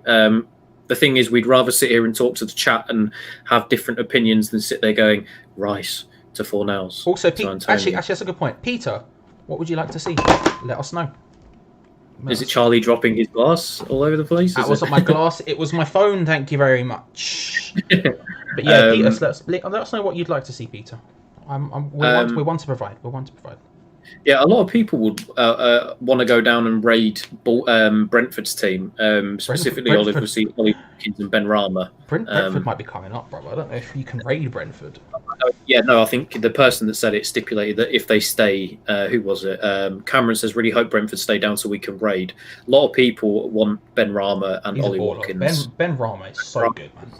Ben Rama is very, very. I'll say this about Brentford. If I could raid one person from Brentford, it wouldn't be any of the players. It would be whoever is the guy who sets up their transfer committee and transfer policies, because they are so consistently great at unearthing, not untold gem, more like uncut gems, and then forming them into players who will then go on to play in the Premier League. I mean, they've had striker after striker go through there who have gone into the Premier League and done bits. I mean, Andre Gray, Neil Mopai. There's been quite a few come through there. And I just think, somebody saying what's the score? Oh, that's something we should add somewhere on the screen, Charlie. I was on our thinking layout that as well. The score and the time as well, so people know. In terms of that, maybe that's what we don't do necessarily as well with the watch along. But we are new to this whole game. This is we've only just started doing this. People saying add a timer. I have no idea how to make a timer. I'll learn for the next one. I promise for the next one we'll have a timer. I might even try to do it at half time, to be honest. We are new to this watch along game, but the support we've had so far has been brilliant. So I like this thinking about it. It's constructive criticism. I'm appreciating it. Yeah. Any other constructive criticism whilst we're here, we are open to change within reason. And get rid of Tom and Charlie. Well, that one we can't. And don't bother about offending us. Ironic says, are you two actually watching the game? I am, mate. I've got it sat here, as is Charlie, right in front of us. I can show you my phone. There you go. It's been shown. I can't show you the screen because, again, the copyright man will come and get us. Bring the Scotsman and the plumber next time as well, please. I'll answer this question honestly. And then I will take the piss. But I'll give you who said that. It was Rafe, right? Rafe. No. Here's why they don't do it. Okay, the reason why they don't do it, and I agree to an extent, and it's mainly Gio who said this, was if they're doing a watch along for the entire time, what's the point in doing a review as well? Because you already know their opinion. So it makes more sense for other people do the watch along to give their opinion and to give you this, and then have you still have the review with those two who obviously have their rhythm with the review and stuff like that. That's the honest reason why myself and young Tom do it, as opposed to Gio and Gonzo. Now, the take the piss answer is that they can't be asked and no, go away. Somebody said, that one guy said, if you were to add the score on the timer, you'd be the best watch-along channel on YouTube. I appreciate that, mate. Thank you. It's really nice. Appreciate Very nice. James Gunn says, Roussillon from Wolfsburg or Gunter from Freiburg or Max from Augsburg would be great signings for left-back. There is a lot of decent, good left-backs in the Bundesliga right now. Basically, anywhere but the Premier League, we need to go, it seems, to go get a value for money left back that's not overly expensive. Apparently, a lot of people saying, or somebody said there in the chat, that James Gunn also said Anthony Robinson is so overrated. Imagine the 22-year-old Fredrickson, that's what you'll be getting. I don't know enough of him. I just know that Milan wanted him and he didn't sign for Milan eventually. So I don't know. Rebecca says, I've never watched him play. I tend not to watch Wigan, so I can't really speak to him, unfortunately. Hammer Down Under says we need more puppets, feathers, and animal interaction. That is the uncut version of this shown after dark.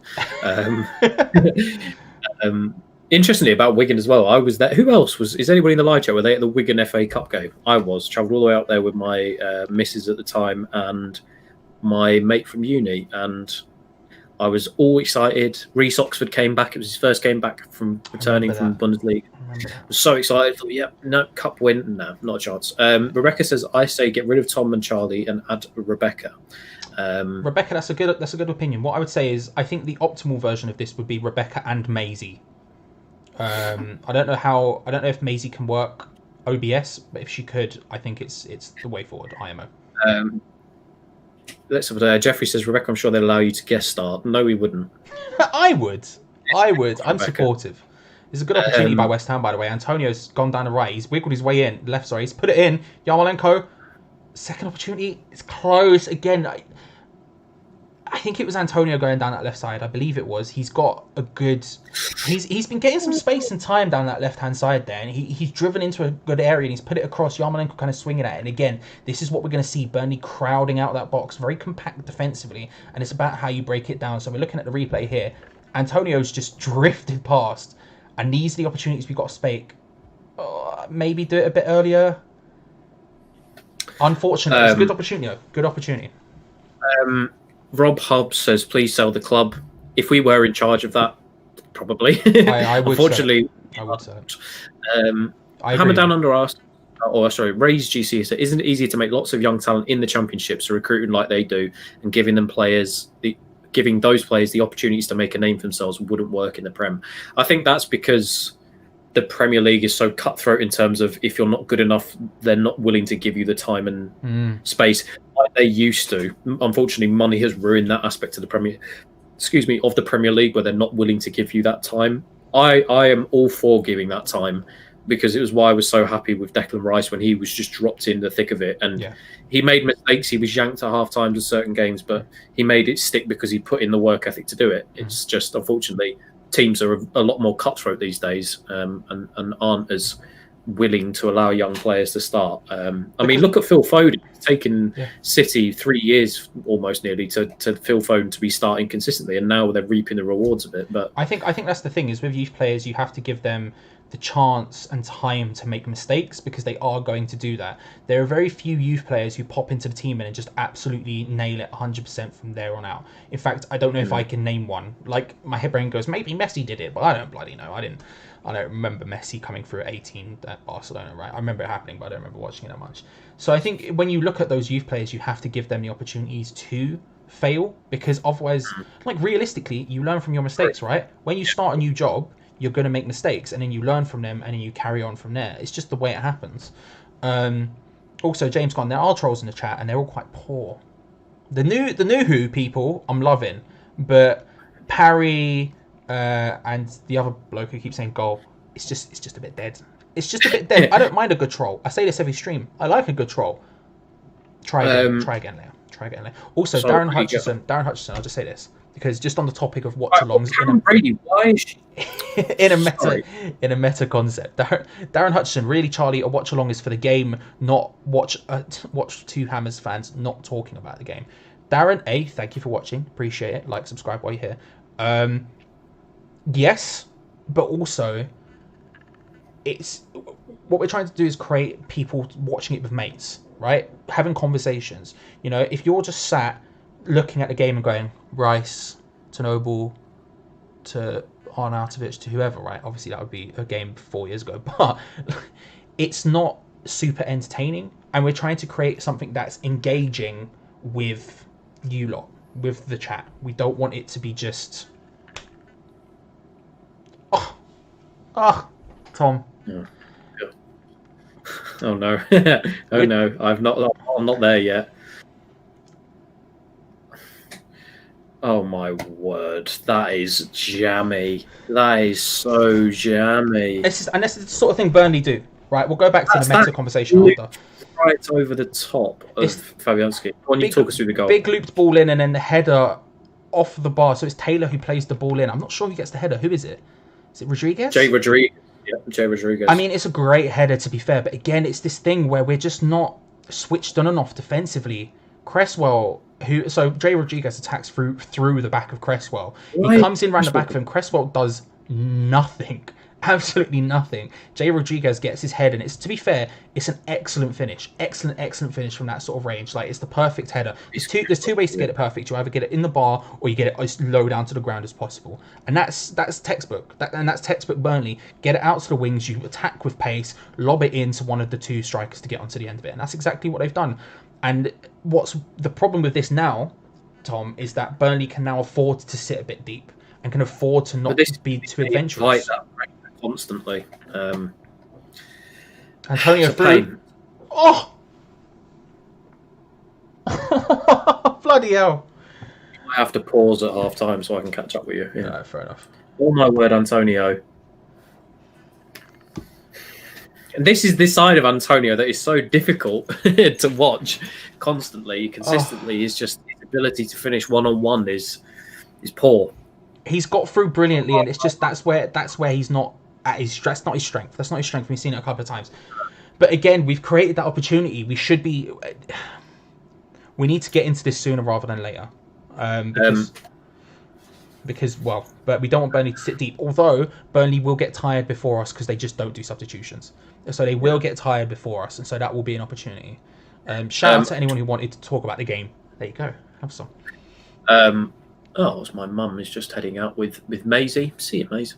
Sorry, I've seen somebody up. Oh, she's got a new pink lead on. Oh, should we say goodbye to Tom's mum as she goes? See you, Mum. Bye, Maisie. Bye. See you later. See ya. Right, quickly going back through, I've just seen a couple of these. Why is Tom always called Young Tom? Tom Down, when he used to do a lot of videos with us and with Hammers Chat and stuff like that, he was always Drunk Tom. I was the younger Tom of the group. Even though I'm nearly 25, I'm still the youngest. You're the youngest member. Out of all the Toms I know, you are the youngest Tom. Therefore, you are Young Tom. Young Tom. It was Rebecca that was doing all the videos and stuff on the second channel. Great opinions. Go give her a watch after the games and stuff and give her some support. She's always absolutely smashing it over there.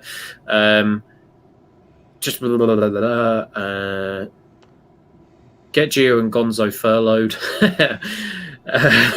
Stephen Jones and Tom and Charlie were all okay. Obviously. Foshizi, welcome, Fo. I've just seen you in there. Nice big boy, mate.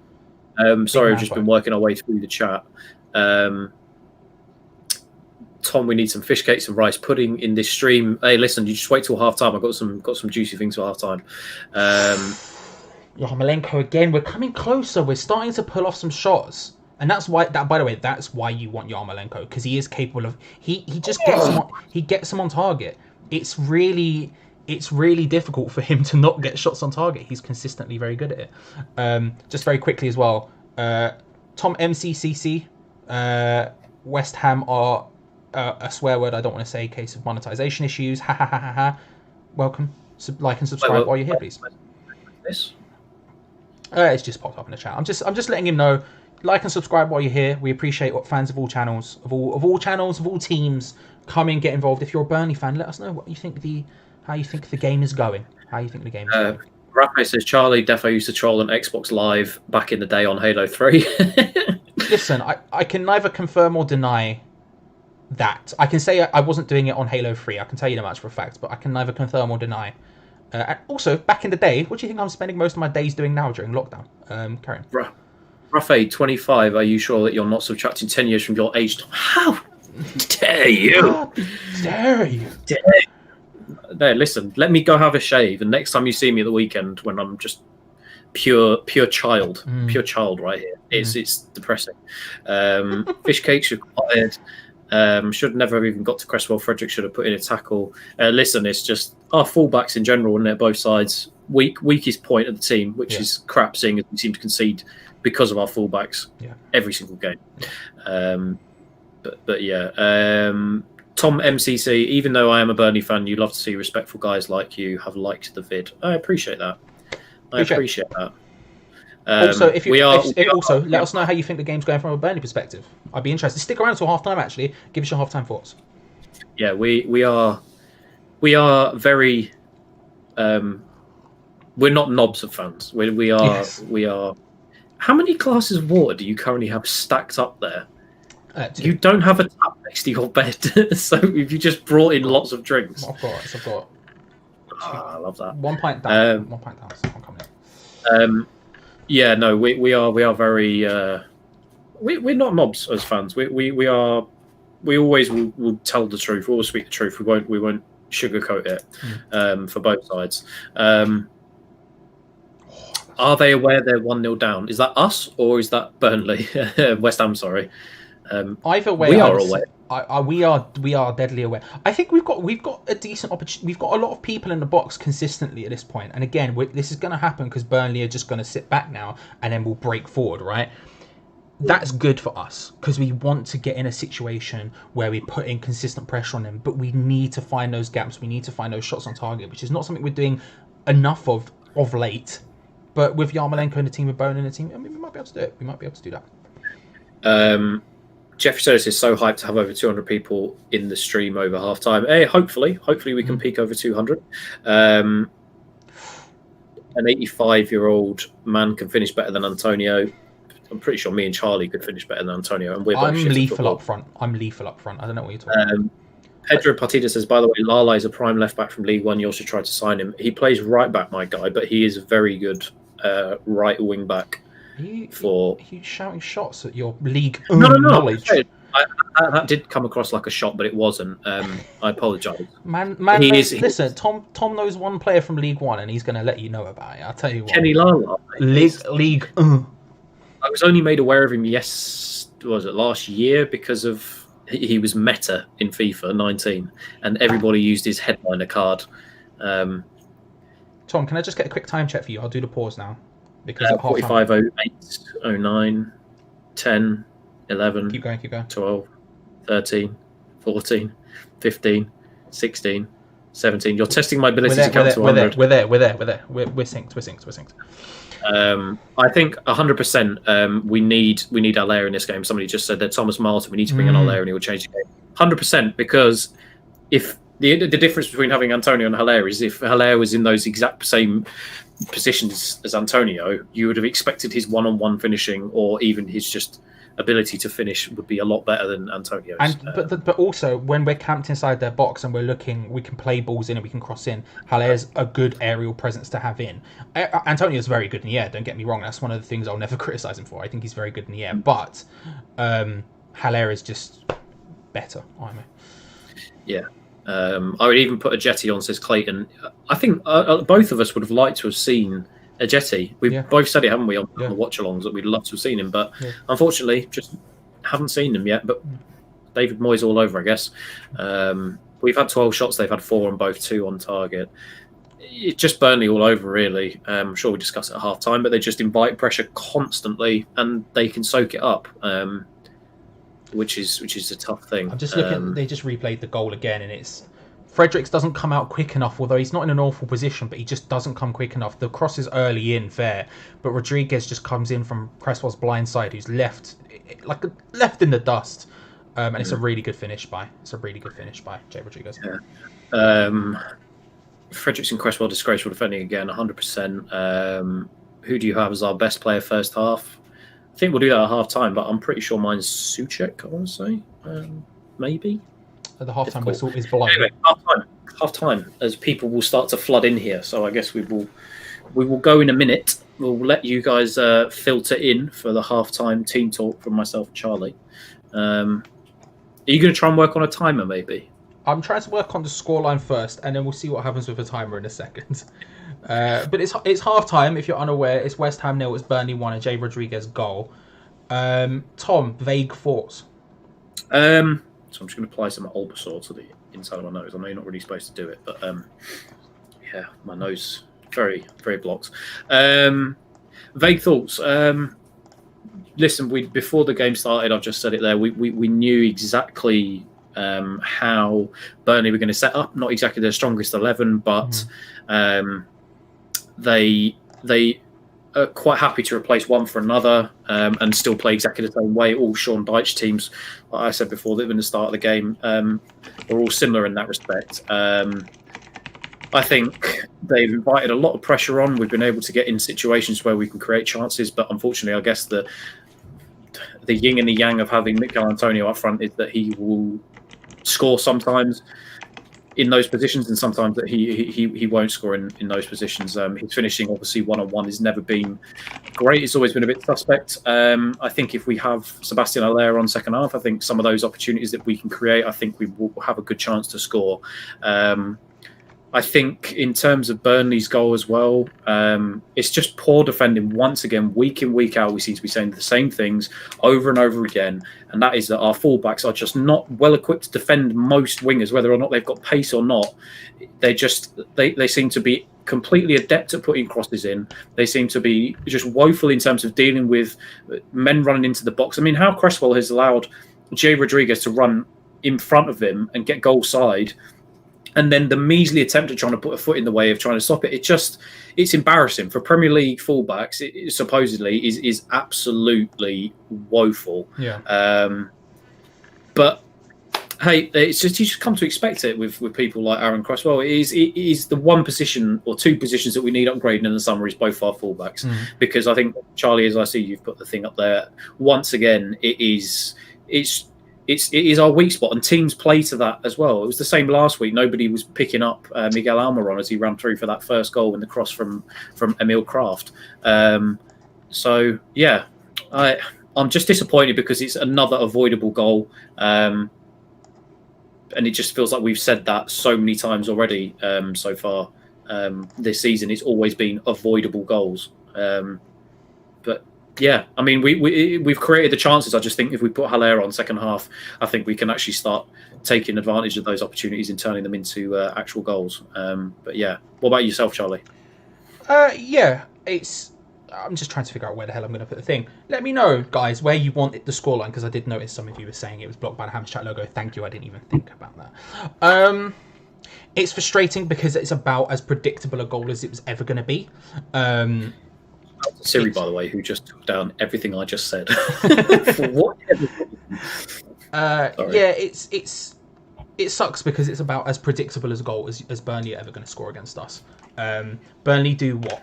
They work the ball to the wingers. The wingers get forward. They put the ball in, and one of the two strikers capitalizes on that. And what do we do? We crumble we crumble when it comes to fullbacks, and what happens? Straight away, we get the fullbacks crumbling and Burnley getting a goal. It's very, very frustrating to see. I think in general, decent. In general, we've been okay. Good enough is maybe the way I would say it, but I feel like there's more to come, and Burnley are a very difficult team to break down. One of the things Gio said on the preview yesterday, I said in the preview yesterday, I've already mentioned on the stream before, is that if the longer this goes on, Burnley are going to get tired because they just don't have the legs we do, because they don't make substitutions. They don't have a big enough squad. And so if we can capitalise on that, the more we can push, the more we can get in on them, the less likely they are to be able to return in any way, shape, or form. I'm so fed up of the same. It just feels like for the last 4 weeks we've been saying the same thing over and over again, which is it's another goal conceded at the just poor defensive work that our fullbacks are doing, and both are to fault again for allowing the cross or not making the. I can allow the cross to come in if he put an effort in to block it, but he's just allowed it to come in. Yeah. And Cresswell, it's just basic things, basic defending, just not allowing your man to go goal side, get goal side of you, and clearly was ball watching as it came in, or wasn't ball watching and not made the effort to come and do it. It is sloppy. It's a joke. I'm sick of seeing it, especially when I feel like we have comfortably been the better side in that first half. We just haven't taken the chances. A couple of great saves from Nick Pope as well. Obviously, he's a fantastic keeper, but it's just typical Burnley. This is just what they do. They, like you said, they're difficult to break down, and they are just. You expect that from Burnley. I don't know why we didn't expect anything else. They're quite happy to sit back. One of the things that confuses me about Cresswell on the goal was, in a non-polite way, what are you doing? But in a more polite way, why isn't he going to head that? Why is he just sort of jumping and swinging a leg sort of vaguely at it? He has no idea Jay Rodriguez is coming in from behind him like that. But surely you should be attacking it and heading it, or even going for a header and not sort of lazily flinging your leg up in the air. That was a bit confusing to me. Arguably the other end as well, Antonio should have buried that one-on-one chance that he had straight after they scored as well. He should have buried it. And on current form, you would say he should have buried that as well. He would have buried it, Quickly, just before, because there's a record number for people at half time. There's nearly 300 of you in here right now. Obviously, we know West Ham TV are not doing their watch along, as maybe a lot of you will be watching them. Maybe, who knows? But if you are in here and you haven't subscribed already, just drop a little subscribe on the channel. Have your little subscribe counter go up in the top right hand corner. But yeah, and also just drop a like on the video as well. It really helps us out, obviously, knowing that you guys want to watch these things. And maybe if you haven't seen one of our watch alongs before, you come back next time around. So yeah, just drop a like on the video and subscribe if you haven't already. And of course, Gio and Gonza will be back at full time to do their review, as they always do. And when that happens, we'll be dropping the link in the live chat, so you can just click it and go straight there. Literally zero effort has to be put in on your behalf. Zero effort. That's kind of the aim me and Young Tom have, is to make your life as easy as humanly possible.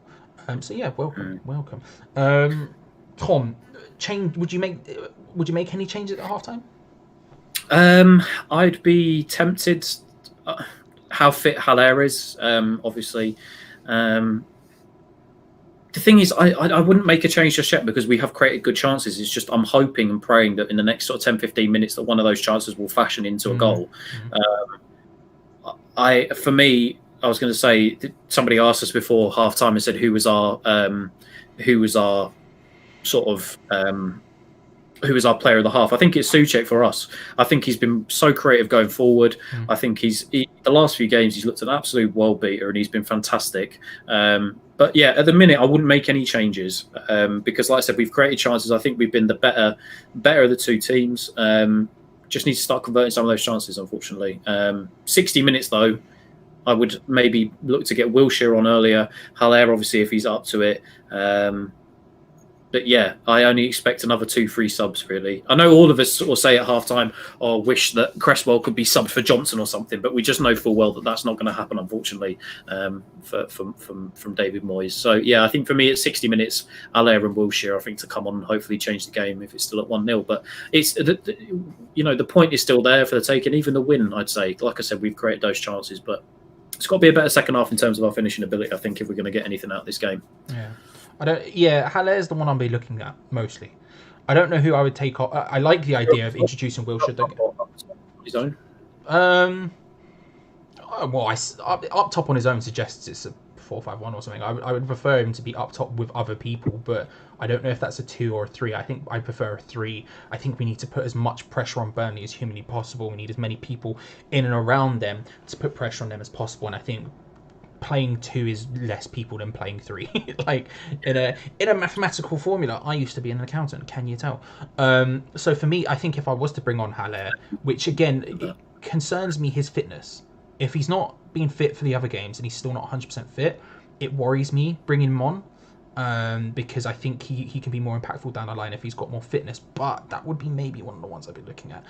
Not at half-time, maybe a bit. I think it'd be too early for half-time for him again if he's not 100% fit. Ian Wilkins saying, need Wilshere to break this defence. I agree. I think that just that extra creativity, a bit of spark, maybe in midfield to maybe unlock that defence. It's over 300 of you in here watching now. That's crazy, Charlie. We've over 300 people. Who'd have thought that 2 weeks ago, eh? Can we all get a quick blessing icon for Nikki for not doing the live watch along? Thank you, Nikki. Appreciate it. Help us out. Yeah, drop a like on the video if you haven't, subscribe if you haven't as well already. In the live chat, let's see A, predictions, and B, any substitutions that you guys would like to see in the second half. I'm saying I'm going to hang on to the fact of us winning 2-1 if we can pull it back second half, just because we've created those chances. But wouldn't be surprised if they won. Wouldn't be surprised if it was 2-2 or 1-1 or something like that. So it's still the game is still there for the taking for either team at the minute. I said 1-0 to Burnley before the game, and I think that's still a strong thing. But the game is there. It's more there than I was expecting it to be, if we're being honest. Like we can go and get points, right? There's points to be got from this game. Burnley aren't one to go blitzing, and so I don't know. I love you, Mike. Mike, just keep calling me ill, because apparently whenever you call me ill, we win. Even though that was just the one game, which was just Chelsea, but still, that's the one time. He's the one time he said. But yeah, carry on. Let's keep it going. I'm ill. Yes. While you look at the scores from the chat, I'm going to go for a quick halftime wee break. You do that. You do that. I'm going to go get scran quickly because I am a bit hungry. So I'll be 2 seconds. Hello everyone. The scoreline is gone, because I haven't copied and pasted it to the scene yet. Behind the scenes knowledge. There you go. So what are we saying? Let's have a look. What's the chat's predictions? I'll start at the top and then we'll go down. So the first prediction I can see is Haider Ali. Got a feeling Burnley winning this 3-1. Haider, I don't see them getting 3, but I can see your vibe. Benny coming around to 2-1 the Hammers. Jamie Jones turned off, put bargain hot on. Thanks for the tip. It's a good show, Jamie. It's a good show. Let me know, red team, blue team, who's doing bits. Who are the judges? Is it the thing, not judges, the experts. I want to know. Michael Levy, thank you for the compliment there. Rubber Fingers 2-1. Jeffrey Stelly, a 1-1 draw. Fair. Benny coming your hands, yes, 2-1. Excuse my mouse, you'll see on the screen. I need it to scroll. Who else? We've got Jamie Green 2-1 West Ham, Yarm and Haller to score. Interesting. There's, I don't know. I can't quite find it in me to be super confident about it, just because I know how good Burnley are. Burnley are pushing Europe for a reason, but you can't say it's not there for the taking. Yarma's getting some shots on target. Antonio had that really great opportunity. Souček had that shot early on where it got saved by Nick Pope. So there's stuff there. Martin Popovic 2-1 Burnley. Okay. Hello. Let me bring you back. Hello. Mike Monero 2-1. Are you ill, Tom? Richard Holm 3-1. Then the Hammers icons. I assume you mean first time. We can only live in hope, Richard. We can only live in hope. Jez. What have I got? Jez. Why have I got creature comforts on my screen? I wasn't even looking at the screen. I probably should have been, to be honest. Jez 3-0 to Burnley. Oh, look at that. Raspberries. I teased Bo and said that I had a surprise for when we were streaming as to what I was going to eat. I was just joking. It was just to get you back in here again, Flo. Oh, is that what you were referencing? I thought you were referencing something completely different. I did see that. I'm sorry, Flo. I've let you down. It's raspberries. It's bloody raspberries. Hammerman TV says, are you going to show the match? Unfortunately, we can't make due to copyright issues, and we will be struck down and forever hated by Gio and Gonzo. So no, we cannot stream the game. We will be murdered by Susan, who runs YouTube. It would be a rough old time.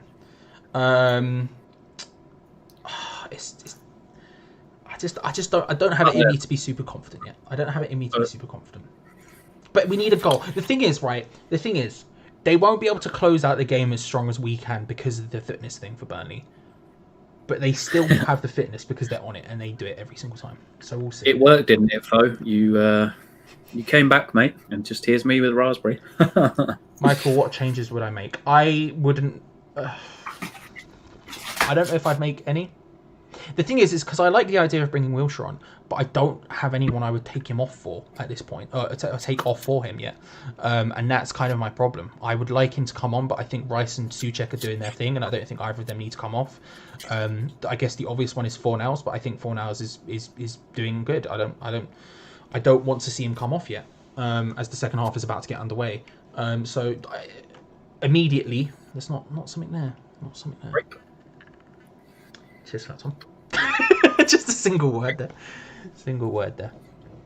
Oh, listen, I'm on a health kick, Yeah. Brother, listen, I can back it. I'm gonna. By the time this match is over, I would have had 2 pints of water just during the match alone. You're talking about health kicks, bruv. I got Ring Fit Adventure. I got an exercise bike. I'm out here doing. Thank you if you did join in at half time and you are sticking around or leaving. It's up to you guys. Yeah, but thank you for joining us. We do appreciate it. But yeah, second half on the way. If you are disappearing, then yeah, thank you for joining at half time to hear our thoughts. The views and likes and subscribers are always welcome. So, and of course, come back at full time for the review with you and Gonzo, which will be good. Which will be good. Right, can you give me a time check so we can synchronise quickly, Charlie? Have you clicked off it, you idiot? No. My Siri came. So. 45, 30, 31, 32. Right, let me read out and then you can. Okay, 31, 32, 33, 34, 35, 36, we are in 37. Excellent. We are in sync. What an exciting time to be alive for everyone. No subs made for either side. That is correct, Richard. Don't know how I feel about it. Yeah, Jess Bishop said he disappeared for half time and ate a chicken korma, and he said, "Don't judge me."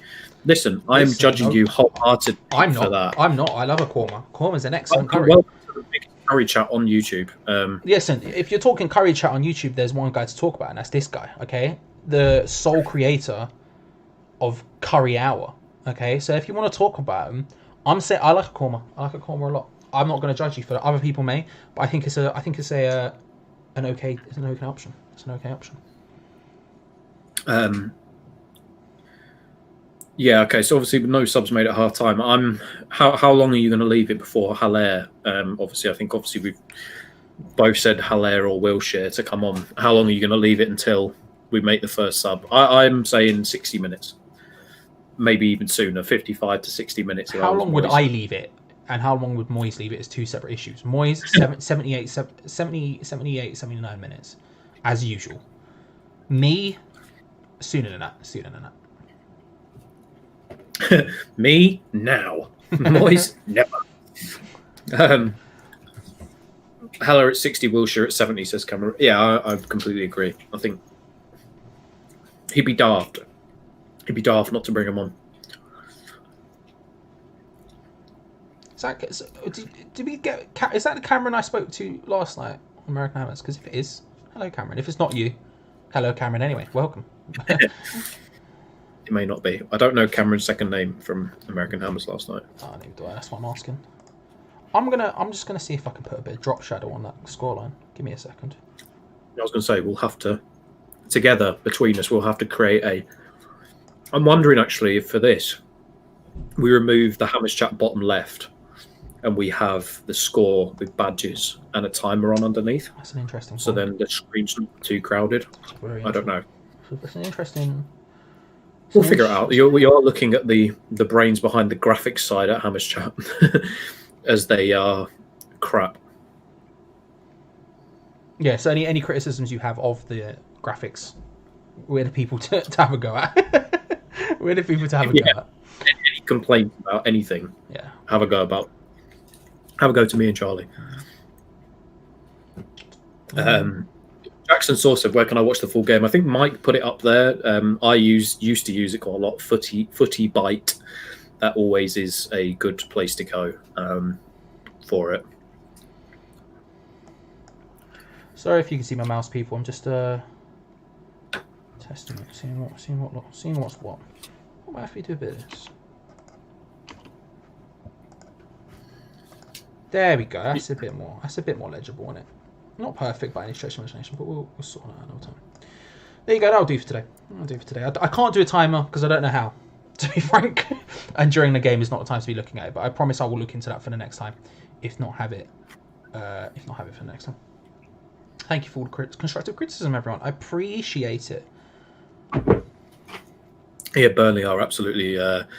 Wayne Marston says, "Can we have some commentary on the game?" But we can indeed, my friend. Burnley are really on top now. As flag for offside on Burnley. But no stretch of the imagination of my Martin Tyler either. And it's live. Was that Martin Tyler? I genuinely don't know. Yeah, that was Martin Tyler. And it's live. I honestly couldn't tell you. I honestly could not tell you. JP says, commentary on the game. Crest does a ballerina kick. We're 1-0 down, and that's all there is to know. 100%. Stephen Jones asks, are those Funko Pops on your shelf, and which ones are they? They are indeed. My favourite game last year. Oh, as you're putting me on. Yeah, for whatever reason, I don't know if you can. I can't really take you. I could bring them over, but I'm lazy. Respect that. It's all from Zero Dawn, basically. Yeah, I've got a couple bought for me for my birthday.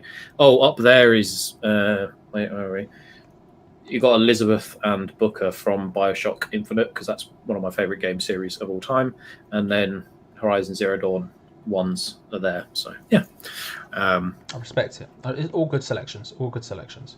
I did hear a Ghost of Tsushima trailer in my ear when I went off for a wee at half time, which got me very excited. Yes. Anyway, back to football. Equally got me excited. We're 9 days away from it now, Tom. 9 days away from it. That gaming show. There you go. There you go. Platinum Last of Us 2. No biggie. Don't give any spoilers because Tom hasn't finished it. I know. I'm nearly there. Jamie Jones says, not rating that Duvet game. Listen, my dog is just messy as anything, so I have to have... Do you know what I was actually scared about? Is that blanket is the same blanket that a serial killer has on Netflix, Don't F With Cats. He literally has that same wolf blanket, and it scared the crap out of me when I was watching it. I was like, oh my God, I've got that blanket as well. In fact, Jamie, can I get a quick rating on my duvet? I'm not going to show you my bed because I don't need to, because it's on my legs right now. They're warm. What's my duvet saying, Jamie? Out of 10, can we get a duvet count, please? Can we get a duvet? How much older does Tom need to get until he's not young Tom anymore? I think I could be like 40 in 20 years. The problem is Tom, as long as Tom is the youngest Tom I know, he will always be young Tom. That's the problem here. Like, it's not... only nickname everywhere else is Athers. Like, it's just come from my dad. People at uni, Athers. It's just the Hammers chat. I call you Athers. I do call you Young Tom. But I'm more well known in the Hammers chat circle as Young Tom, unfortunately. Burnley have got a good spell here. They've started the second half a lot better than we have, which is concerning. And that's concerning. If we concede 2 to Burnley, then we're talking big problems. We've got surgery. 2-0. I think we're out of it at 2-0. Yeah, we've just got to surgery this defence over the next window and 2. It's needed it for so long, but we just always ignore it because Sullivan loves buying attacking players. But we're just so desperate for it. We're so desperate for it. Yeah, I do believe if it goes to 2, I think we're out of the game at that point. I think it's going to be so difficult to break them down to get 1 at least, but 2, yeah. Yeah, somebody's saying there, I just heard the commentator saying that we need more support up top for Antonio. That's the way it goes. Dare I say I expected that because of the fact that we've got Bowen playing in a completely different position. And I think he's been asked to play somewhere else to accommodate Yarmolenko, which I would not have done in the slightest. But this is what happens though. Whenever this is the problem with David Moyes. Whenever another team is on top of us, that naturally means whoever is up front, be it Antonio or Haller, which Haller has been criticised for being isolated as well this season. They're isolated because everyone is back, and that's defensive football for you. That's how it works, and it sucks because it means we can't effectively attack out of it, which is kind of stupid. Jeffrey Sully says you're the most famous Athers I know. I've used the word famous loosely. God, but thank you. I guess I mean the amount of times that I've had the question of, "Are you related to Michael Atherton?" Because I guess Atherton's not the most. What am I thinking of? Like a Smith or something like that. Common, that's the word. CG says, "Can I get a shout out? I liked and subscribed the video." Well, if you want, CG, here you are. Thank you so much, my friend. If you're not and you haven't liked the video or subscribed, be like CG. Be like CG. Be like CG. CG's got their SHIT together. And if you haven't liked or subscribed, I'm not saying you haven't. I'm just saying there's questions to be asked.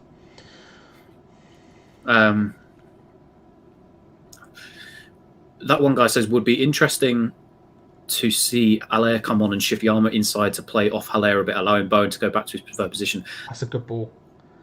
Great shout. Again, is finding good balls, but it's just look how many players Burnley have in the box when we do get in. That's the strength of Burnley. That's where they're so good, and that's why you need people to break them down. And then what has happened to Aaron Cresswell, Charlie, in the space of 2 years? My God, it's even on your left foot. Just deliver a cross that at least beats the first man, and it just dribbles in there like an 8-year-old seaman. Wow. Okay. Yeah, that was graphic. It just dribbled out. It was graphic. It was very frustrating, though. It was very frustrating. And here comes Chris Wood. We're screwed. Well, he's not. The thing is with Chris Woods is it's not significantly going to change the game. I mean, it's something else to say. Let me put it this way: what's most concerning about Chris Woods coming on is Sean Dyche is making a change before David Moyes. Hammer down under 8-year-old. 80. Let me have that said. 80-year-old. Okay. Okay. It doesn't make it any better, but it's at least better than 8-year-old. You know. Yeah. Johnson should be given a go at left back. 100% agree. I don't, but carry on. I'm through with Cresswell, man. I want someone else. I'm through with him as well, but Johnson has played 6 times in his entire life at left back, and I'm talking about senior and youth football here. I don't trust to lob him in, although he can't do much worse than Cresswell. That's a fair point, but it's just not something that sits. It just doesn't sit well with me. It doesn't make me feel comfortable, unfortunately. Burnley are doing Burnley bits now. They're attacking again, and it's 3-4 people they commit forward. Everyone else stays back. They're playing as stereotypically Burnley as it possibly can be, and it's working to a treat. It's working to a T, an absolute treat. I got the things mixed up there. They are a great side. They are well drilled. I do like. I mean, this is the question. Have you seen enough of Sean Dyche tonight or this season? West Ham fans in the chat. Obviously, there are some Burnley fans. I imagine not want to lose. But have you seen enough tonight that you would like to see this style of football at West Ham next season? What's the chat think? I won't say anything until the chat's given their opinions. Owen's taken a good few licks. He does these last couple of games. He does do that. That challenge from Marcus Lonzo, by the way, was absolutely woeful. Look at this then. That is nasty from Tarkovsky. That is really nasty. Not good. That is worthy of a red. That is high as anything, and B, that is stud showing. I think that's worthy of a red card. It's rough. Eddie Nketiah last night, 100%. I think that's a red card. I don't think it's a screaming like if he doesn't give him a red, it's not. But I'm just thinking that is a red card, 100%. It's a rough tackle, a very, very, very rough tackle. I can't believe that's not even been looked at by VAR as well. As City go 3-0 up, own goal. That is. This is a good position. Right, so this is a very good position. I don't like Yarmolenko being the one over it, but then he's not great at headering. Yarmolenko plays it in. Terrible. Be the first man. Horrendous. But then again, that's West Ham. That's West Ham set piece delivery. So I think that's a red card, Charlie. In my opinion, genuinely. I didn't hear you the first 14 times you said it. I get lost sometimes. I just think, I don't. It's a rough challenge. It's a very, very rough challenge. Yeah. But it's done now. My opinion on those sort of things is very much once it's done, it's done. Yeah. That's what I just think. Yeah, that VAR can be brought back, and had a look at that, Eric. Literally saw it last night.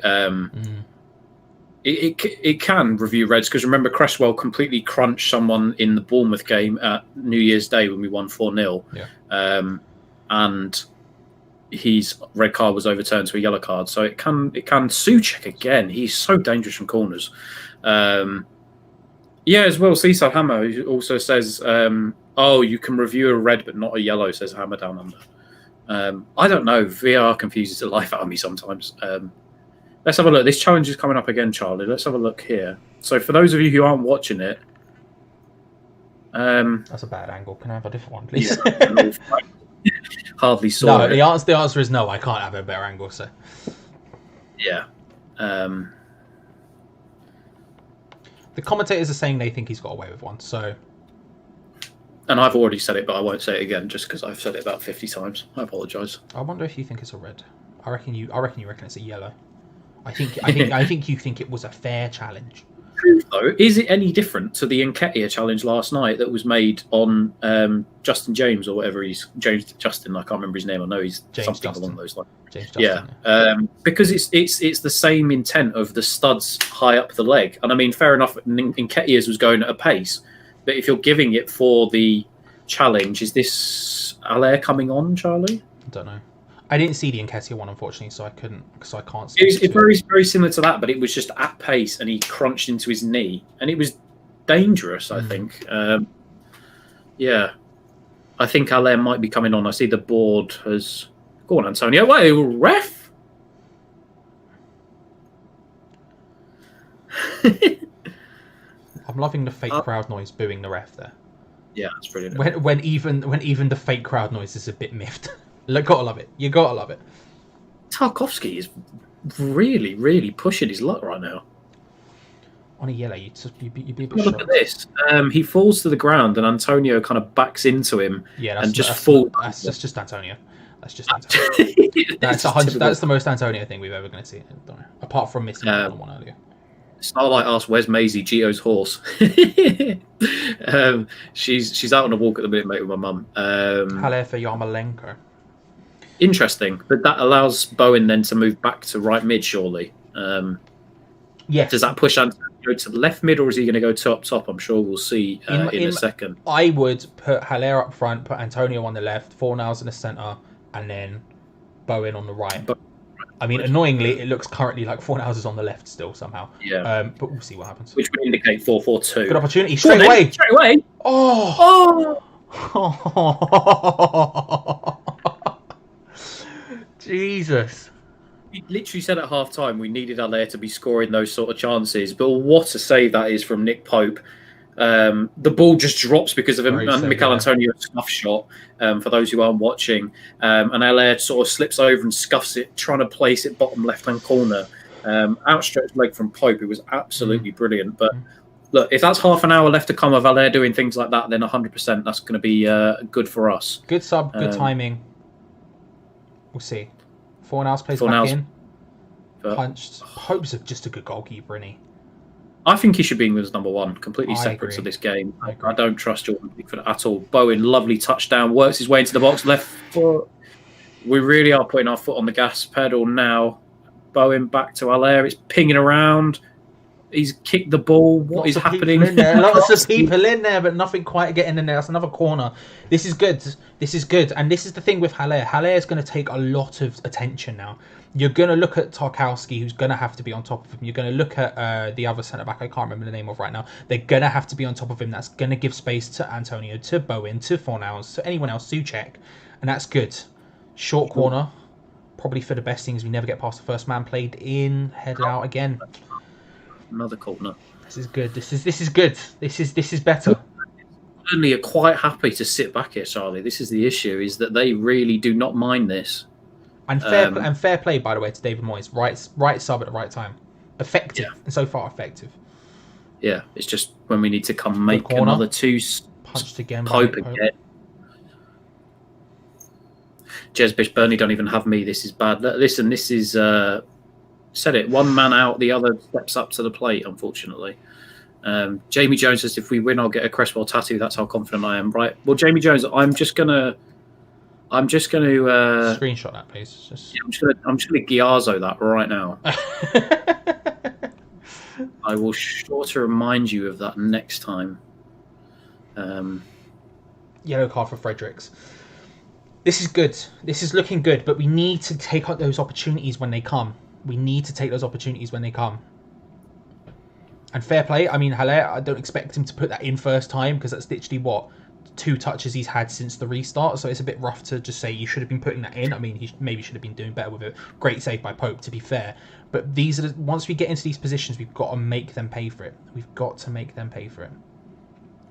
We certainly are ramping up the pressure, which is good. But I don't necessarily think we've even been too bad going forward. It's just been a question of great saves from Pope, good defending from Burnley, or that's a great save from Pope, isn't it? That's just really good. Fantastic save. David Silva scores, make it 4-0 for City. Yeah, I'd say Nick Pope man of the match, 100%. Antonio. We're finding these spaces. There's something to be got from this game. There's a point to be got from this game. I think it's crying out for Jack Wilshere, as Hamadan Under also agrees. I think this game's crying out for Jack Wilshere. For who?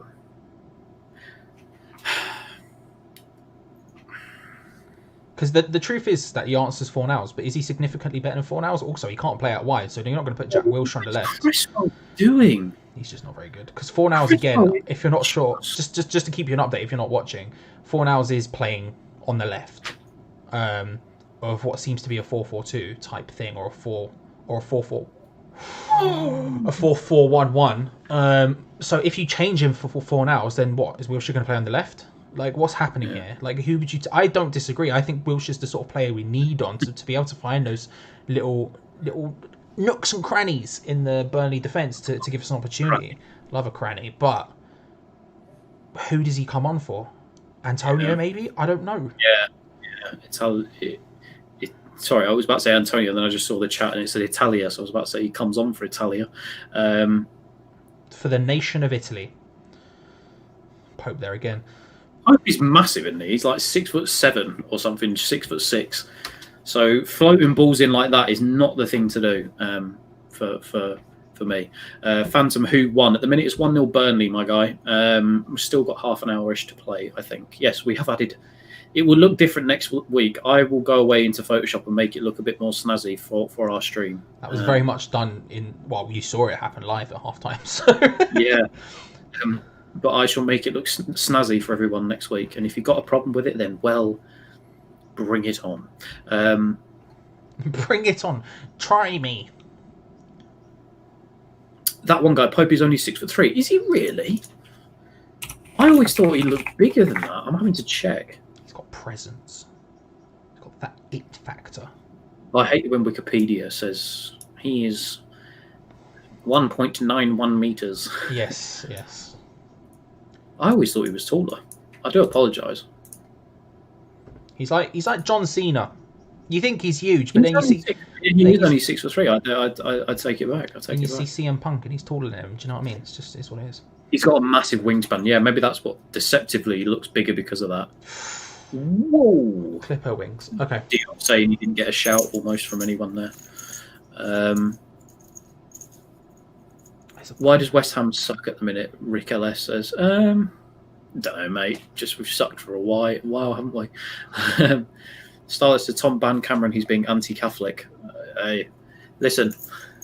Yeah, no one messing with the Catholics in here, yeah? The big Catholics in this house. I'm not. I think that was Jez that just said something. He's not been a fan of Pope since he basically came out. He was touching kids. That's a foul. Geron Alonso says, Español Alguien.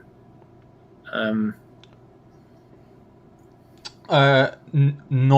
No bueno.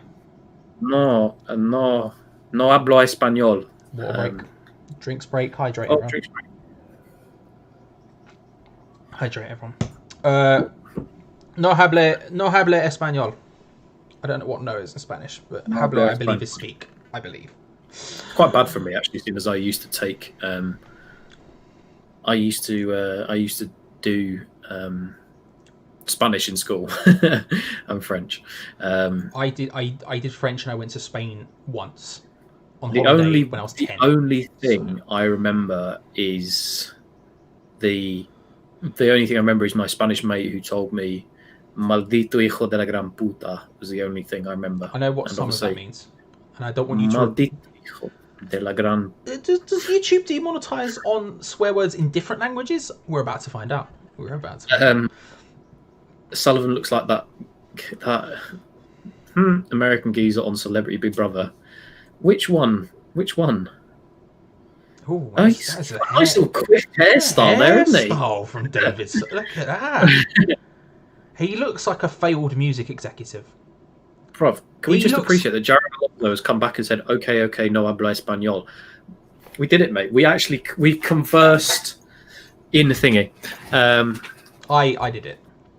Hammers down under. Merde. That is how it feels at the moment, is it not? Is it not? That one I know because of Resident Evil 4. I won't lie to you. James Whiting says, bring back Adidas. I love that kit. It's a good kit. It's one of my favourite kits I've had of late, recent times. That's why I still wear it.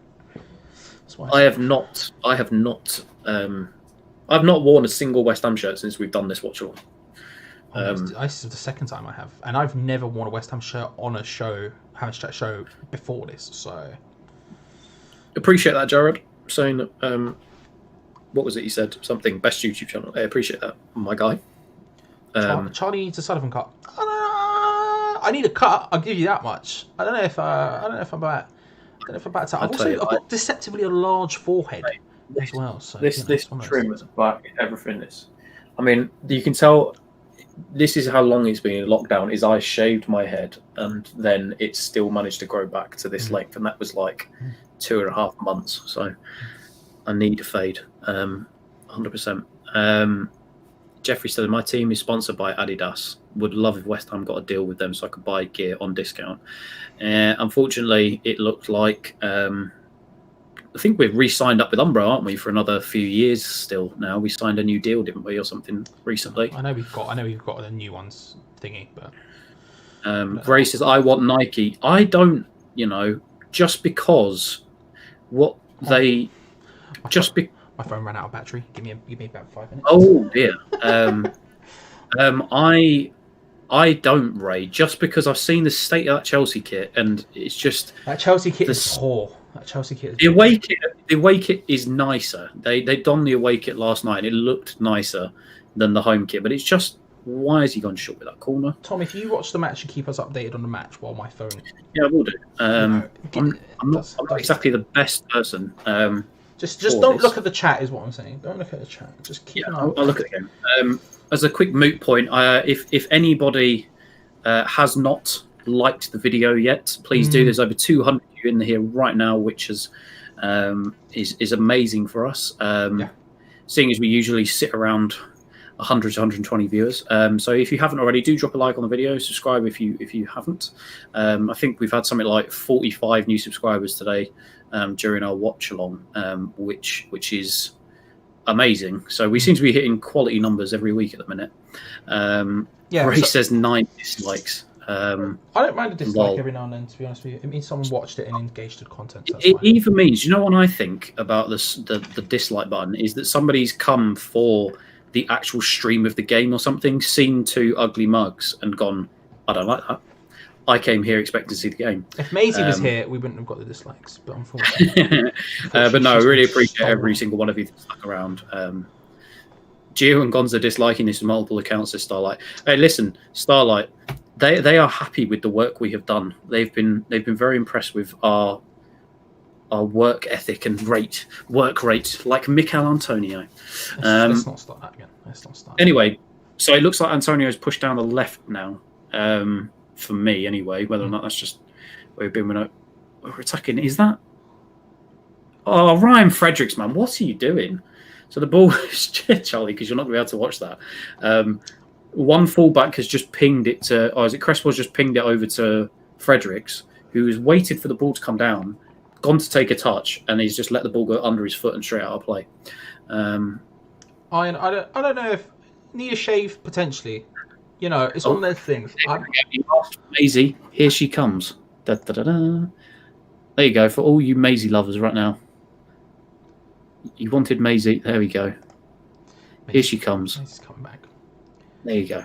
She's coming back. She's coming back. Oh, it was Suchek. Oh, apologies. Jazza has atted me and said, Athos32, it is I, Jazz. MTB UK, you should put the minutes in the top corner as well.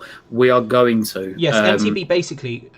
I asked for constructive feedback earlier. We've never done this before, but someone said we should put it in. We're going to have a nice, cleaner look next week with minutes involved. It's just for now. We're going to deal with this. Tom, what's happening in the match? Give me a quick update. Yeah, it's slowed down a little bit now. It's slowed down a wee bit. It's how long is left in this game? There's only about 20 minutes left, including added time. So the fact that we've still only made one substitution is concerning. Why he hasn't brought Wilshere on yet, I don't know. Lanzini, even just to give us something a little bit different. But that's the thing. Charlie's is in order to do something different, it would mean taking off an Antonio or someone like that. Because if you're taking off Fornals and bringing on Wilshere or Lanzini, it's not really that different, you know. What's Charlie's at? Yeah, my at is Athos32. Charlie's is at a top lad. A top lad. Also, I like the way you said, "What's Charlie's at?" My at is at Athos32. I like the way you just put in my. Don't you start. Unfortunately, West Ham FC. Do we look like we will score? There's been moments. I just think Burnley have taken their chances. People are saying offside goal, so let's see how offside. Yeah, miles off. Second half gone so quickly. I know it has been. It has gone so quickly. Charlie, are you back in? No, my phone's turning on. Okay. Well, just for you, it was played across the back. Chris Wood, of all people, would have got there, but his shoulder is just offside. But thankfully, it was off. Again, it's one of those dubious ones, and it's depending on what angle you look at it. But it is offside. No goal. Oh, Charlie is just having some technical difficulties. So what time are you at, Tom? Currently, I am at 76.34, mate. Okay, can you count up for me? 38, 39, 40, cool, we're good. 41, 42, we're good. 43. We're good. VR are looking at it, but he is offside by the letter of the law. He is offside. Checks complete, no goal. I mean, I'm honestly gobsmacked that we've still made one change. It's just ridiculous. It is just ridiculous. You have got 4 other subs on the bench, all of whom could potentially change the game. A lot of these players have played 4 straight games in 90 minutes. It's not a bad cross by Fornals, but again, not happening. But again, we've still got. There's enough time to change this game. Even if you bring, I would be I can't speak because I obviously haven't seen the last 10 minutes or 5 minutes as you saw. I would be an advocate for taking off Antonio potentially and bringing on Wilshere, just to try and get more decisive passes through the channels.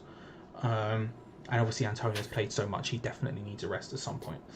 But then again, he's Antonio, so why would you take him off? I don't know. We'll see. It's a difficult one. It's a very, very difficult one. Clayton, what do you expect from Versailles, Tom? Yeah. A little bit, right? A little bit. Oh, it's raining. Yeah, start tipping it down here as well. Burnley are running down the clock. Unfortunately, this is Sean Dyche's favourite pastime, but it's why they're so good at it. Unfortunately, yeah, as Miggsy says, we can keep playing to Burnley's strength. They can defend high balls all day long. Unfortunately, yeah, there's no real game plan, I don't think, here from Moyes to try and. If you lofting it in, then they're going to be able to be deal with it quite comfortably. If you're crossing it into heads but with pace and power, then that's a different story. You need to put their defenders on the back foot. Unfortunately, what happens with Burnley is they sit back, and it means their defenders are always on the front foot. They're always in control of the situation, and especially when you just start lofting balls into the box, it's not going to do anything because they are Burnley and they've got good centre backs and they know what's going on. Yeah. CG asked Tom Charlie your views on David Moyes' technical and man management abilities. I think he's trash. Yeah, pretty straightforward. I don't rate him much as a man manager. I did at Everton. He always seemed like a player's manager, but I think a lot of people have lost trust in him since he after United and Sociedad and the old Sunderland debacle. And even just judging him on his man management at West Ham, Arnautovic is the one example. Everyone else he's done badly with. Yeah, but technically speaking, as a manager, he's supposed to be a defensive-minded manager, and we concede goals for fun. Probably partly down to the fact that we've got crap fullbacks. But yeah, but if you have crap fullbacks, you set up a system to help them out, not expose them, like putting Fornals on the left, for example. Oh my word, Chris Wood. And that's kind of the problem. Is he doesn't even if we do accept that he's a bad defensive manager because we've got bad fullbacks, which I think is very true. I think that doesn't help him. You help them out, and he doesn't help them out at all. He just leaves them exposed, and that's just insanity to me. Another great save from Fabianski. Chris Wood almost in again there to get his goal. Timed his run perfectly. Chris Wood's really good. Man. I like Chris Wood. Yeah. I just like Burnley. I can't act like I don't. I just do. I think they're good. Again, there's a reason why they're pushing for Europe again this year for the second time in 3 years. And the one time they didn't push for Europe was the time they were in Europe. Like, because they're a good team. I do think Ham Utd under this is a football 101 player, best players in their best positions. Bowen on the right. See, again, is Bowen had a bad game because he's been nullified by Burnley, or has he not been up to scratch because he's been playing all over the place due to them trying to fit him into the team as well as Yarmolenko? I think it's the latter, anyway. Moise Javed, I'm sorry if I butchered your name. Are you guys relieved that it is likely you guys will avoid relegation, or would you prefer a season in the Champions so that you can rebuild the squad? No, our owners aren't capable of rebuilding a squad. I'm unfortunately. I'm not one of these people who is terrified of relegation because I think it'll be the end of our club as Burnley come close again.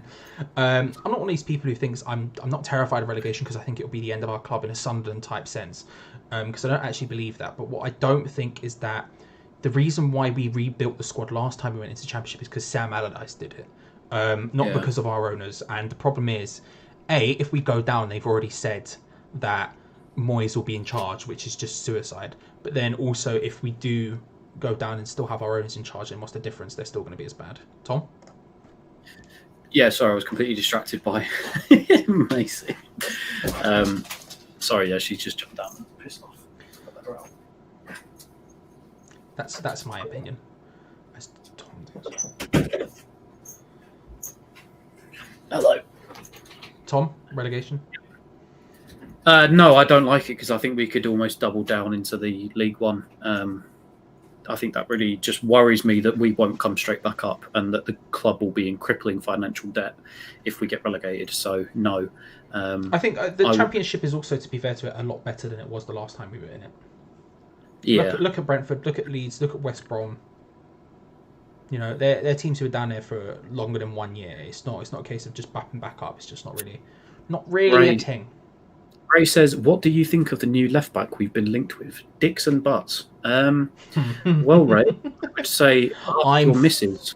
She seemed to... Oh, is that the way you were going with it? I was going to make a joke about being very for it, but you went that way. That's fair enough. Yeah. Also, I've spoken to Ray. Oh my God. Oh my lordy lord. Oh, good job we were sat down, Charlie. Oh my God. What's going on here? I'll take it. Hello. Albion and Yeti, ladies and gentlemen. Moyes is desperate, isn't he? Moyes is desperate, isn't he? Oh, it's a good job we were sat down. That really caught me by surprise. Bloody hell. Caught me by surprise. We've made a second sub, and it's the 83rd minute. And it's a Yeti. I mean, the chat's gone very quiet. I can only imagine that some of you have also collapsed at the thought of a Yeti potentially coming onto the football pitch. Death has happened. Cats. What's the line from Ghostbusters? Cats and dogs living together, total anarchy. It's just. I've I've triggered the chat because apparently people think that. Oh my god! I thought we scored. sorry, everyone. Sorry. Apologies. If anything, this is more shocking than us actually putting the ball in net. If we're being honest. Will Ajeti get a touch? Probably not. I mean, the commentator is currently down there for a minute and a half. The commentator is currently asking if we've run out of ideas. The answer is yes. When we hired Moyes back, that was when the ideas stopped happening. Also, just to say, I've spoken to Ray's missus, and she's a very nice woman. So Oh, have you now? Did you know about this, Ray? Yes, because it was on our Patreon podcast, Two Spanners, One Hammer, which if you wish to get involved with, there's a link below, the Patreon link. If you're a patron for Hammer's Chat, you can come on the podcast with me and Ray Boreham, who's a fellow spanner, Two Spanners, One Hammer. We talk about West Ham every Sunday. Come get involved. The link's below. Of course, the recent person was Mike Monero on Sunday. We had Big Mike Monero. From Mike off of Monday. CG says, cheerio, guys. Nice to have you along, CG. You did obviously like and subscribe. We really appreciated that. I'll tell you, we've gone quiet again, haven't we, Charlie, in this last sort of 10 minutes? Well, there was a brief spell after Allaire came on, but we've really dipped down and gone quiet again. Yeah. And it's almost like we need another change. Antonio's got to come off. He's stood in the middle of the box with his arms down, bent over, trying to catch air. He's just stood offside when an opportunity could arise. He needs to come off. He's too tired. To quote me from yesterday, he looks like a fried egg, man. He just needs to come off. He's done for. 90 minutes in a row. It's just not it for him. Yeah, get Wilshere on. Someone who can bring a bit of difference. Yeti, I guess, is coming on for him probably. I just don't know. I don't understand how Wilshere's not had a single look in here. Neither do I. It's just one sub up to the 85th minute. It's just. I do not understand it. It's just mental. The worst thing is that was the right sub at the right time, but he's now. Well, you probably could have made one earlier, but it carries on where it's still not happened. So it's the 86th minute here, as Ajeti makes his appearance, so David Moyes can have a bit of a look at him. He comes on for Fornals.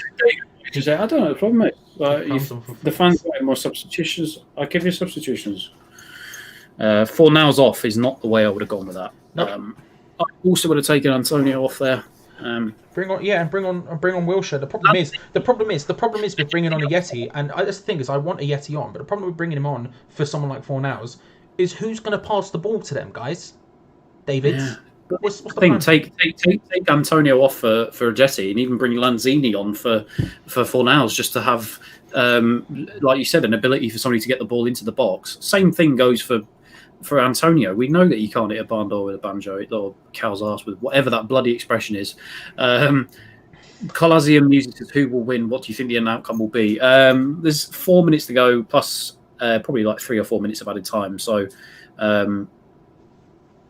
probably going to be a Burnley win at the minute. As Gerard Bowen goes. No matter what the end result is, Gio and Gonzo will be live at full time doing their review, which we will spam the link in the chat so you can click on it, go over and have a look. If you haven't already, if you've watched us, joined us at any point today, thank you very, very much. We appreciate that. That was a shot right in the dome. And like and subscribe. We'll be doing one of these for every single game for the rest of the season, and potentially after. We'll see what happens. But for every single game for the rest of the season, we will be joining you live throughout the entire game. Myself and young Tom doing this God's work. So get involved. Obviously, Maisie as well deserves a lot of credit. There are over 200 of you still in here. Thank you. The most likes we've had on the video so far. I know you all get sick of hearing us bang on about this, but it really does help us. If you haven't already, then do drop a like on the video, subscribe. If it almost 80 new subscribers on the day. If we were to get another 20, obviously we still have the watch along to come. But yeah, it's been a really good day again. It's just a shame about the result, but obviously having all you guys in here to banter about and talk about how crap we are, and yeah, it's just the West Ham way, isn't it? Paul Harrington says, do you ever feel that you are wasting large chunks of your life following West Ham under these owners? How often in the last 10 years has it been any different? It hasn't, mate. I feel like a bit real. Bit too real. John Kenwich owners, not just these owners. I think in general, it's shortened all of our bloody lives. It's it's just us, isn't it? It's just us as a football club as we are waiting for this guy to have his medical checks done. Thank you, Starlight. I won't read it out in case they're here, but thank you. Starlight. Who's all the West Ham fans? Do we know anybody? Are we in there, Charlie? No, we're not. Disgraceful. Beatty, know where your bread's buttered, lads. Right here. These two. Pete's the 5-foot troop. Has to be 5 minutes injury time. I'd say more, potentially six minutes. The two hairy Micahs, well, I'm shaving next week just to... I'm not. I'm going to get hairier and hairier. I'm not going to shave or get a haircut for the rest of the season just to see how long it gets. The real Joe Trahan says, thanks for the coverage, boys. I'm all the way back stateside, and this is helping me out when we can't see the game. Keep up the good work. Thank you, Joe. Dave Ben says, I'm slowly watching The Will to Live. I think we all are, mate. It's this is shocking. What is going on with Moyes and his subs? No one says anything to him, says Ray. I know, it's just typical, isn't it? I think we're just beside ourselves now. There's no point in getting wound up about it because we just come to expect it. I mean, how on earth he expects, the game to change unless... So this is what frustrates me, is he changed the game in the Chelsea game and brought Yarmolenko on to help change the game. And look what happened when he did, It's almost like if you make a substitution, it gives Burnley something different to worry about that they've not necessarily been playing against for 70, 80 minutes. It's just bloody ridiculous. The thing is, what's most ridiculous about it is we knew this is what would happen. We knew the way Burnley would rock up. We knew the style of football they would play. We knew the tactics they would play. We knew, arguably, 9 out of the 11 people who were going to be on the pitch today.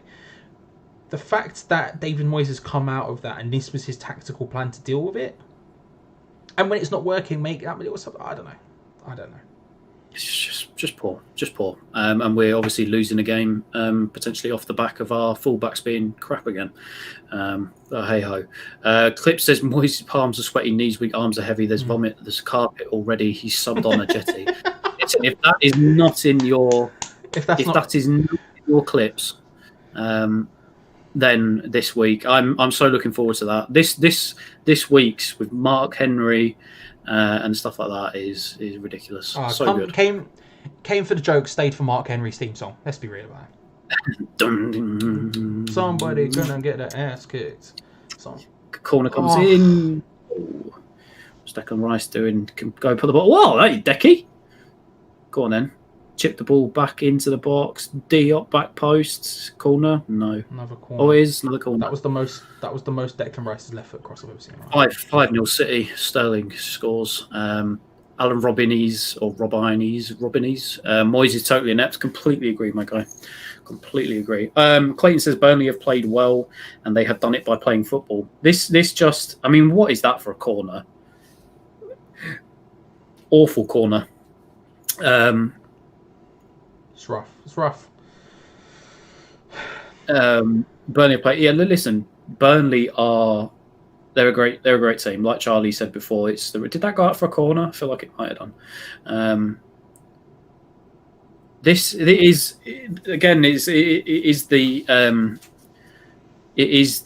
question is, would you like to see this style of football at West Ham if Sean Dyche were to come in potentially? I don't necessarily think he plays like this every single game because you would say that he's a bit underhanded or undermanned today. He doesn't necessarily have his full starting 11. So, but I just think it'd be a darn sight better actually being a good defensive team rather than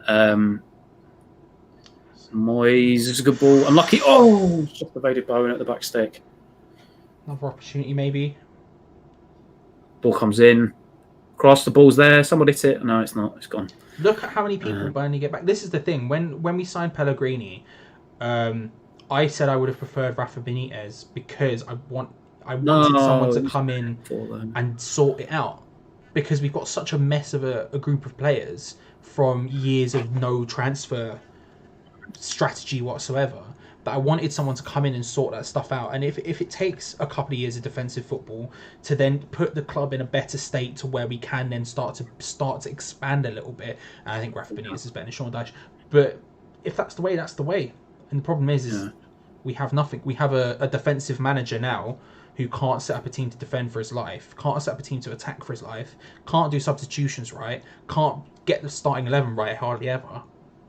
Maybe a bit harsh for that last one, but I know Ray and Cameron are saying absolutely not. Burnley suck the life out of football. I agree that at times it's not exactly the nicest thing to watch, but as Eric's just said there, they win and they are trying to push for the top end of the table. At least there's some sort of aspirations there that we don't necessarily have. They're pushing for Europe for the second time in 3 years. And the one time they didn't push for Europe is the one time they were in Europe. And they couldn't deal with it because they don't have squad depth, because they don't have money. Sean Dyche has dragged that team from the Championship, kicking and screaming, into European contenders. You can't really beat it. You can't knock it. And like the idea of they're dead and buried and boring and all this other stuff. Sure, name any of Burnley's substitutes that aren't Chris Wood. You can't, because like that team just isn't there for it. And yet somehow they're still doing bits here. I think people need to respect them more, man. They're a good team. It's on DM just to save you spamming that over and over again. Thank you so much. Saying that West Ham may be trash, but who cares? Love you guys. I subbed and turned notifications on, plus like the video. Big appreciations for that. Over 150 odd likes on today's video. Really, really appreciate it. Like 50 odd new subscribers, which is amazing. Appreciate every single one of you that has stuck around this week.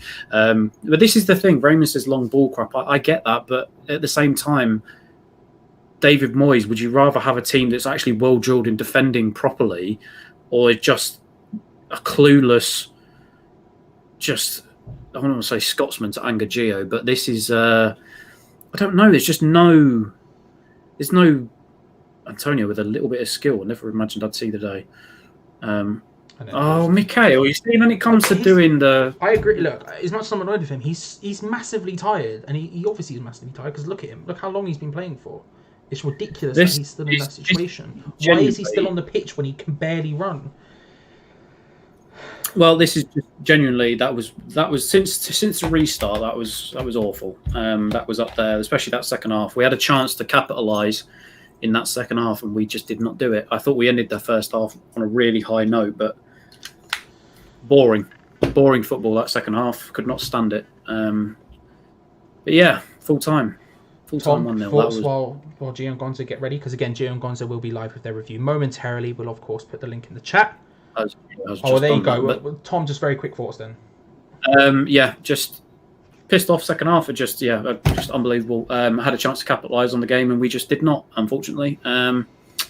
What else can be said? Just negative football that second half. Subs needed to be made. It's the same crap week in, week out from David Moyes, and there's nothing else that we can do about it. But yeah, from myself, I know Charlie will give his final thoughts in a second, but thank you to every single one of you that came again through here today. All the new subscribers, the likes, everything else, comments. You guys are amazing as per usual, and thanks for sticking with us for 2 hours and a half of madness. Yes, of course. And if you have joined us because West Ham Fan TV weren't streaming and all that stuff, we do appreciate it, of course. Hope you like and subscribe and stick around for future videos. We'll be live every single match day for the rest of the season, myself and young Tom. There will be reviews going up, fan cams going up on the channel after the review. But yeah, thank you so much for watching. Tom, can you get the link and then just start spamming it right now, please? That'd be nice. Can't hear you, but that's fine. Tom's doing that now, and just while he gets that link, thank you so much, everyone. We will see you on, I believe it's Saturday for the Watford match. No, the Norwich match. We'll see you then. But until then, thank you so much for watching.